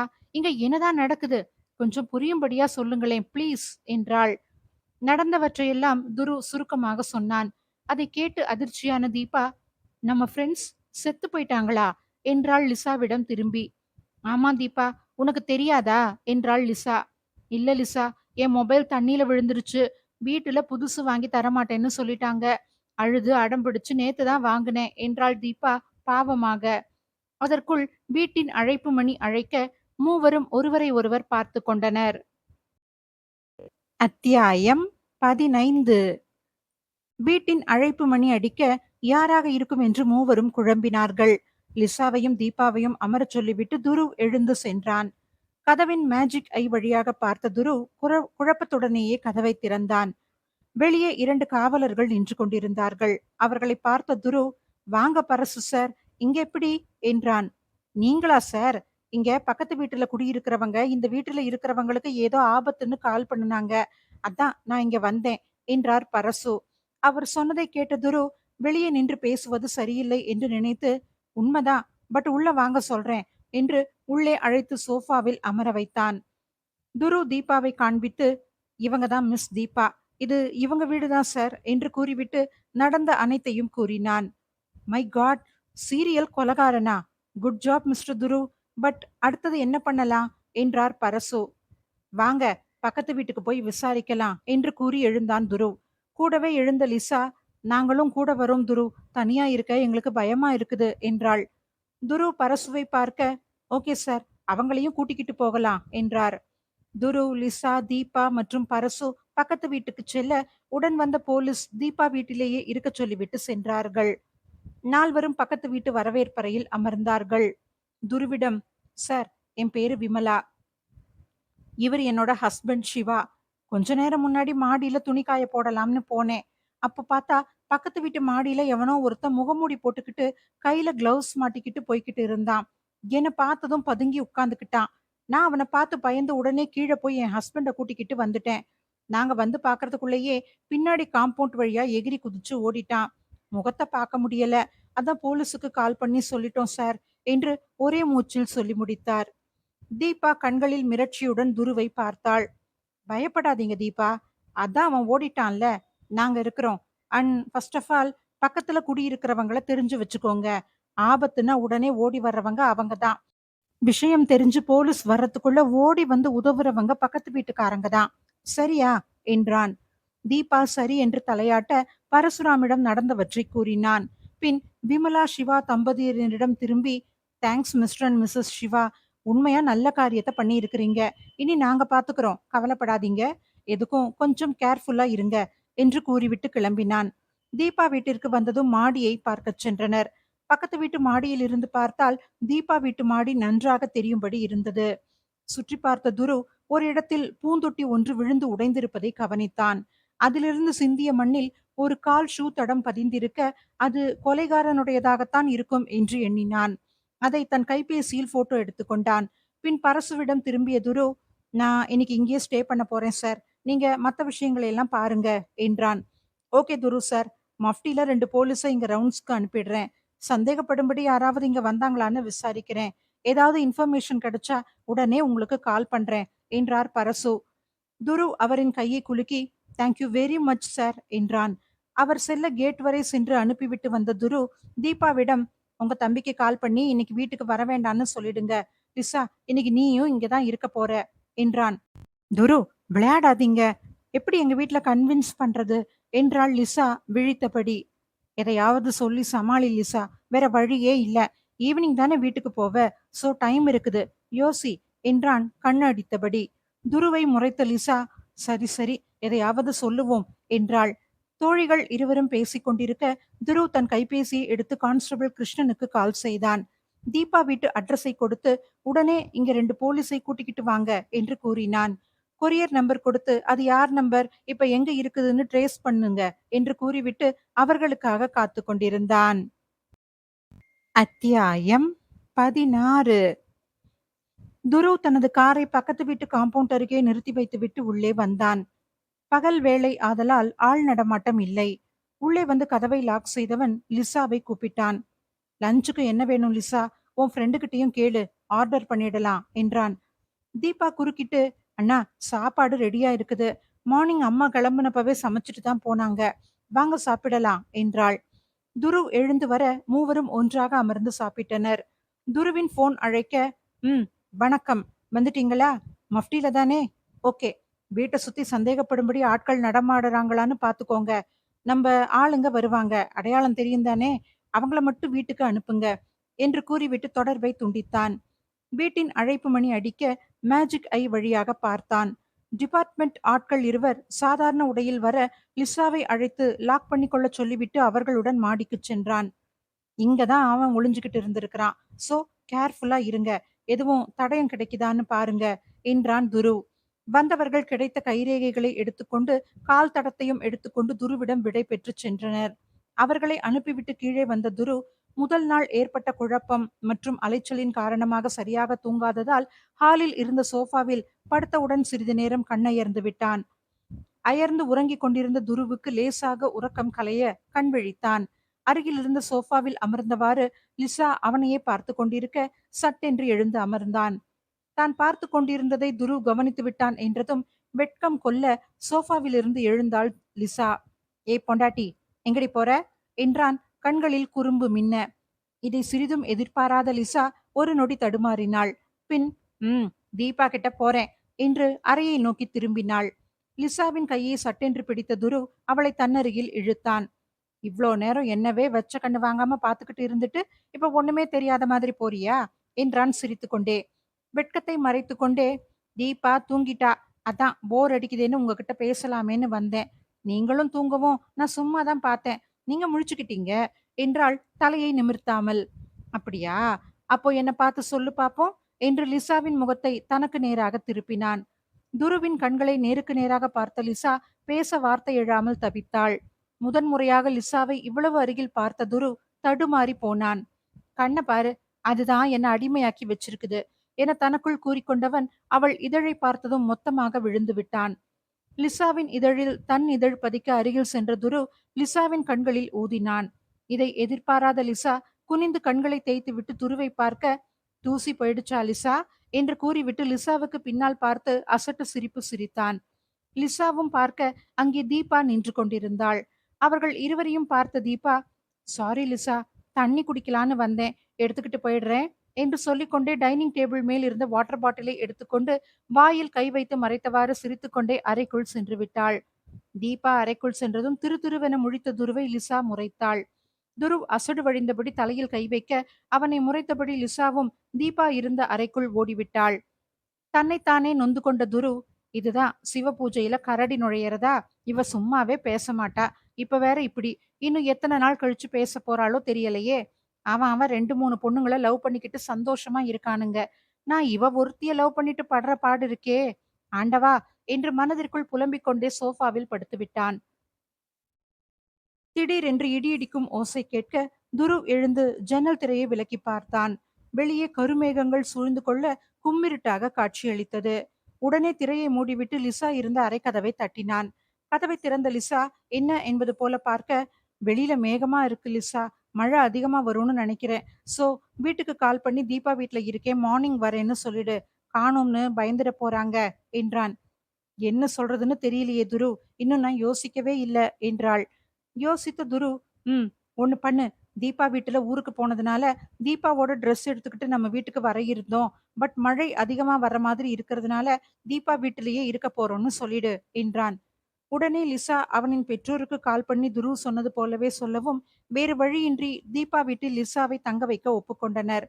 வெளியே மழை கொட்ட ஆரம்பிக்க, தொடர்ந்து இடியுடன் மின்னலும் வெட்ட ஆரம்பித்தது. அத்தியாயம் 17. மழை கொட்ட ஆரம்பிக்க துருவ் யோசனையுடன் சோஃபாவில் அமர்ந்தான். கேஸ்ல எந்த லீடும் கிடைக்கல, கோகுல் கிட்ட பேசினா ஏதாவது ஐடியா கிடைக்கும் என்று மனதுக்குள் நினைத்தவன் கோகுலின் எண்ணை அழைத்தான். நாட் ரீச்சபிள் என்று பதில் வர வருத்தத்துடன் அழைப்பை துண்டித்தான். என்ன செய்யலாம் என்று யோசித்தவனின் கைபேசி அழைக்க எடுத்து பேசியவனின் முகம் பளிச்சிட்டது. அழைப்பை துண்டித்தவன் கைபேசியை எடுத்து வாட்ஸ்அப்பை பார்த்தான். லிசாவின் ஹாஸ்டலில் நடந்த கொலைக்கும் இப்போது நடக்கும் கொலைக்கும் சம்பந்தம் இருக்குமோ என்று யோசித்த துரு அந்த கொலை தொடர்பான செய்திகளை கான்ஸ்டபிளிடம் சேகரிக்கும்படி கூறியிருந்தான். அதனை பற்றிய தகவல் வரவே மொபைலை ஆர்வத்துடன் பார்த்தான். சட்டென்று பவர் கட்டாக லிசாவும் தீபாவும் இருந்த அறைக்கு சென்றான் துரு. எமர்ஜென்சி லைட் இருக்கா தீபா என்றான். இல்லண்ணா, பட் கேண்டில்ஸ் இருக்குது, எடுத்துக்கிட்டு வரேன் என்று கூறி கிச்சனை நோக்கி சென்றாள். கிளிக் என்ற சத்தத்துடன் வீட்டின் மெயின் கதவு திறந்து கொள்ள, இருட்டாக இருந்ததால் மேல் கபோர்டில் இருந்த மெழுகுவர்த்தியை கை வைத்து எட்டி தேடினாள். அப்போது பின்னால் இருந்து ஒரு கை அவள் வாயை அழுத்தி பிடிக்க பயத்தில் உறைந்தாள். எப்படியேனும் தப்பிக்க எண்ணி கத்த வாயெடுக்க, ஏய் சத்தம் போடாதடி, அமைதியா இரு என்றாள் லிசா சற்று நடுங்கும் குரலில். ஏதோ விபரீதம் என்று உணர்ந்த தீபா அமைதியாக லிசாவின் கட்டளைக்கு பணிந்தாள். தீபாவை அழைத்து கொண்டு பூஜை அறைக்குள் சென்று ஒளிந்து கொண்டாள் லிசா. வீடு முழுவதும் இருள் சூழ்ந்திருக்க, வெளியே கொட்டும் மழையின் சத்தம் தவிர வேறு எந்த அரவமும் இல்லை. மழையின் ஈரம் சொட்ட சொட்ட கையில் கத்தியுடன், கண்களில் வெறியுடன் ஒரு உருவம் ஹாலில் இருந்து படுக்கையறை நோக்கி செல்ல, சோஃபாவுக்கு பின்னால் ஒளிந்திருந்த துரு அவனுக்கு பின்னால் பூனை போல அடியெடுத்து வைத்து சென்றான். வந்திருப்பவன் படுக்கையறைக்குள் சென்றதும் அவனை மடக்க நினைத்து காத்திருந்தான். சட்டென்று துருவின் மொபைல் அலற, கொலைகாரன் திரும்பி துருவை பார்த்து விட்டான். துருவும் இனி விட்டால் பிடிக்க முடியாது என்றெண்ணி அவன் மேல் பாய்ந்தான். இருவரும் ஒருவர் மேல் ஒருவர் ஆக்ரோஷமாக மோதிக்கொள்ள, கொலைகாரன் கையில் இருக்கும் கத்தியை துருவின் மார்பை நோக்கி குறிவைத்தான். தன் பலம் கொண்டு அதை துரு தடுத்தான். இருவரும் கடுமையாக மோதிக்கொள்ள, ஒரு கட்டத்தில் துருவை தள்ளிவிட்டு கொலைகாரன் ஓட, கீழே விழுந்த துரு எழுந்து பின்னால் செல்வதற்குள் கொலைகாரன் இருட்டில் ஓடி மறைந்து விட்டிருந்தான். யோசனையுடன் உள்ளே வந்த துரு கதவை நன்கு லாக் செய்துவிட்டு தீபா மற்றும் லிசாவை அழைத்தான். கொலைகாரன் சுவரேறி குதித்ததை கவனித்த துரு லிசாவை அழைத்து, தீபாவை கூட்டிக்கிட்டு சத்தம் போடாம பூஜை ரூம்ல ஒளிஞ்சுக்கோ, இங்க என்ன நடந்தாலும் நான் கூப்பிடாம வெளியில வரவே கூடாது என்று கூற, லிசா தயங்கி நின்றாள். இப்ப பேசுறதுக்கு நேரமில்ல, நான் சொல்றத மட்டும் செய் லிசா என்று துரு கூற, தீபாவை அழைத்து கொண்டு ஒளிந்து கொண்டாள். துரு அழைத்ததும் பயத்தில் உறைந்திருந்த லிசா ஓடி வந்தாள். துரு, உங்களுக்கு ஒன்னும் ஆகலல்ல, நான் ரொம்ப பயந்து போயிட்டேன், உங்களுக்கு ஏதாவது ஆயிருந்தா நான் உயிரோடவே இருந்திருக்க மாட்டேன் என்று அழுதபடி கட்டிக்கொண்டாள். அவள் உடல் பயத்தில் நடுங்கிக் கொண்டிருந்ததை அவள் அணைப்பில் உணர்ந்தான் துரு. அவளை தன் மார்போடு சேர்த்து அணைத்து கொண்டவன் அவள் காதருகே, என் உயிர் நீதான் லிசா, எனக்கு எதுவும் ஆகாது என்றான் கொஞ்சலுடன். ஹாலின் நடுவில் இருந்த டீப்பாயில் ஏற்றி வைக்கப்பட்டிருந்த மெழுகுவர்த்தி வீடு முழுவதும் வெளிச்சத்தை பரப்பிக் கொண்டிருந்தது. அறையில் சென்று தூங்குமாறு துரு கூறியும் இருவரும் உள்ளே செல்ல மறுத்துவிட்டனர். இருவரும் பயத்தில் உள்ளனர் என்பது துருவும் அறிவான். எனவே அவர்களை கட்டாயப்படுத்தவில்லை. வெகுநேரம் துருவின் அருகில் அமர்ந்து பேசிக் கொண்டிருந்த லிசா மற்றும் தீபா உறங்கிவிட்டனர். சிறு குழந்தை போல தூங்கும் லிசாவை ரசித்துக் கொண்டிருந்த துரு ஏதோ ஞாபகம் வந்தவனாக கைபேசியை எடுத்து கான்ஸ்டபிள் அனுப்பிய விவரங்களை திரும்பவும் ஒரு முறை பார்க்க ஆரம்பித்தான். அத்தியாயம் 18. மழை விடாமல் கொட்டிக்கொண்டிருக்க, மடியில் படுத்து உறங்கிக் கொண்டிருக்கும் லிசாவை எழுப்ப மனமின்றி சோஃபாவில் சாய்ந்தபடியே உறங்கி போனான் துரு. காலை எழுந்ததும் லிசாவும் தீபாவையும் லிசாவின் வீட்டிற்கு அழைத்துச் சென்ற துரு வெளியே எங்கும் போகாமல் கவனமாக இருக்குமாறு கூறிவிட்டு லிசாவின் வீட்டில் இருவரையும் விட்டுவிட்டு சென்றான். நேராக ஸ்டேஷன் சென்ற துரு கோகுலின் வரவுக்காக காத்திருக்க தொடங்கினான். சிறிது நேரம் காத்திருந்த துரு பொறுமையின்றி நேரில் செல்ல முடிவெடுத்தான். கான்ஸ்டபிளை அழைத்து கூறிவிட்டு கோகுல் வீட்டை நோக்கி தன் பைக்கை செலுத்தினான். வீட்டின் முன் பைக்கை நிறுத்திவிட்டு கோகுல் வீட்டு காலிங் பெல்லை அழுத்தினான். ஒரு முறைக்கு இருமுறை காலிங் பெல்லை அழுத்த கதவு திறக்கப்பட்டது. தலையை துவட்டியபடி கதவை திறந்த கோகுல், "வா துரு, குளிச்சுக்கிட்டு இருந்தேன். பெல் அடிக்கவும் வேகமா குளிச்சுட்டு ஓடி வரேன். வா உள்ள" என்றான் புன்னகையுடன். "சாரிடா, நான் உன்கிட்ட ஒரு கேஸ் பத்தி டிஸ்கஸ் பண்ணலான்னு வெயிட் பண்ணிக்கிட்டு இருந்தேன். நீ வர மாதிரியே தெரியல. சோ நானே கிளம்பி வந்துட்டேன்" என்றான் துரு உள்ளே வந்து சோஃபாவில் அமர்ந்தபடி. "அப்படி என்ன முக்கியமான கேஸுடா? சரி இரு, கிளம்பி வரேன். போற வழியில சாப்பிட்டுட்டு போறப்ப பேசிக்கலாம்" என்றான் கோகுல். "சரிடா, ட்ரெஸ்ஸ மாத்திக்கிட்டு வா, வெயிட் பண்றேன்" என்றான் துரு. 5 நிமிடங்களில் உடை மாற்றி வந்த கோகுலை தன் பைக்கில் அழைத்து கொண்டு சென்றான். ஹோட்டல் சென்ற இருவரும் சாப்பிட்டு விட்டு கிளம்பினர். "அந்த காலேஜ் பொண்ணுங்க கொலையில ஒரு லீடு கிடைச்சிருக்குது கோகுல்" என்றான் துரு. "லீடா? என்ன கிடைச்சிருக்குது? கொலகாரன் யாருன்னு தெரிஞ்சுதா?" என்றான் கோகுல். "அத பத்தி பேசத்தான் இப்ப கமிஷனர் ஆபீஸ் போக போறோம்டா" என்றான். "அதுக்கு எதுக்கு கமிஷனர் ஆபீஸ்க்கு போறோம்? கொலகாரனைத்தானே பிடிக்க போனோம்" என்றான் கோகுல். "இல்லடா, அங்கிள் வர சொல்லி இருக்காரு. அவர்கிட்ட இத பத்தி கொஞ்சம் பேசிட்டு முடிவு பண்ணிக்கலாம். இதுல உன்னோட ஹெல்ப் எனக்கு வேணும்" என்றான். "சரிடா, செய்யறேன்" என்றான் கோகுல். அவர்கள் இருவரும் பேசியவாறே கமிஷனர் ஆபீஸை அடைந்தனர். கமிஷனர் அறைக்குள் சென்ற இருவரும் அவருக்கு சல்யூட் அடித்துவிட்டு அவர் கை காண்பிக்கவும் அவருக்கு எதிரே இருந்த நாற்காலியில் அமர்ந்தனர். "சொல்லு துரு, கேஸ் லெவல் எப்படி இருக்கு? Any improvement?" "Yes sir. நேத்து எனக்கும் கொலகாரனுக்கும் நடந்த சண்டையில கொலகாரனோட பிளட் சாம்பிள் கிடைச்சிருக்குது. அது டெஸ்ட்டுக்கு லேபுக்கு அனுப்பியிருக்கிறோம் சார். அதுவும் இல்லாம லிசா கொலைகாரனோட முகத்த பார்த்ததா சொல்றா. ஈவினிங் ஆர்டிஸ்ட வர சொல்லியிருக்கிறேன். லிசா சொல்றத வச்சு ஸ்கெட்ச் ரெடி பண்ணணும் சார்." "ஏன், இப்பவே ஸ்கெட்ச் ரெடி பண்ணிடலாமே?" "சாரி சார், லிசாவுக்கு உடம்பு சரியில்ல. சோ டாக்டர் இன்ஜெக்ஷன் பண்ணி தூங்க வச்சிருக்காங்க. அவங்க பேரண்ட்ஸ் வேற ஊருக்கு போயிருக்கிறாங்க. சோ அவ ஃப்ரெண்டு மட்டும் தான் கூட இருக்கிறா. அதனால ஈவினிங் வரேன்னு சொல்லியிருக்கிறாங்க" என்றான். "சரி துரு, சீக்கிரமா ஸ்கெட்ச் ரெடி பண்ண பாரு." "ஓகே சார், அப்ப நாங்க கிளம்புறோம்" என்று கூறிவிட்டு கிளம்பினர். ஸ்டேஷன் வந்த இருவரும் தங்களது நாற்காலிகளில் அமர்ந்தனர். "பிளட் சாம்பிள் மட்டும்தான் கிடைச்சதா, இல்ல வேற எதுவும் லீடு கிடைச்சிருக்கா துரு?" "இப்போதைக்கு இது மட்டும் தான்டா. ஸ்கெட்ச் ரெடியானா இன்னும் கொலகாரனை நெருங்கிடலாம். நீ இப்போ ஒர்க் இருந்தா பாரு. ஸ்கெட்ச் ரெடியானதும் உனக்கு கால் பண்றேன்டா." "சரிடா" என்று கூறிவிட்டு கோகுல் கிளம்ப, அதுவரை என்ன செய்யலாம் என்று யோசித்த துரு ஒரு கேஸ் ஃபைலை எடுத்து படிக்க ஆரம்பித்தான். அத்தியாயம் 19. இறுதி அத்தியாயம்.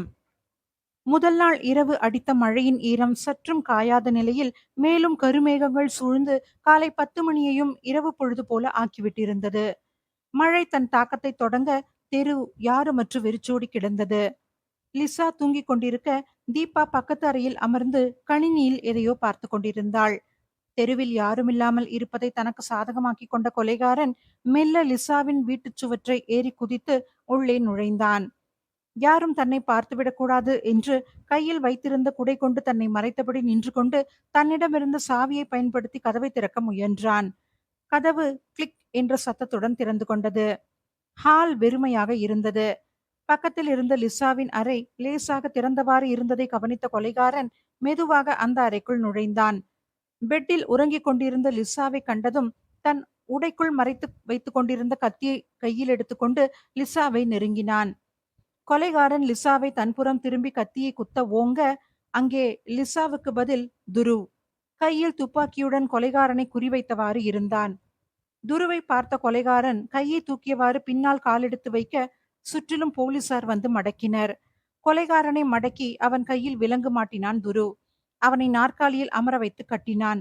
பின், "இப்போ சொல்லு கோகுல், ஏன் இத்தனை கொலைகள் பண்ணுன?" என்றான் அவன் முகத்தில் அணிந்திருந்த முகமூடியை கழட்டியபடி. "நீதான் கொலகாரன்னு எனக்கு நேத்தே தெரியும் கோகுல். பட் கையும் களவுமா பிடிக்கணும்னு தான் வெயிட் பண்ணிக்கிட்டு இருந்தேன். உன்னோட தம்பி போட்டோ தான் உன்னை எனக்கு அடையாளம் காட்டுச்சு. அப்புறம் நேத்து உன் கையில கீறின காயம்.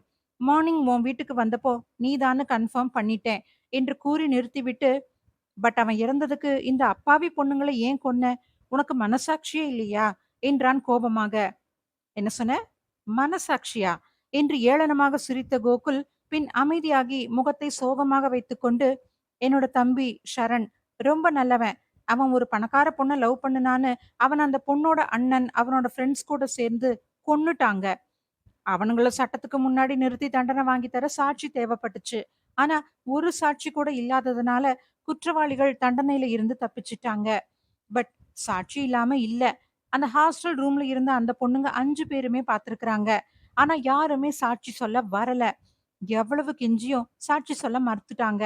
அதான் மனசாட்சியே இல்லாதவங்களுக்கு எதுக்கு இதயம் என்று குரூரமாக கூறினான்.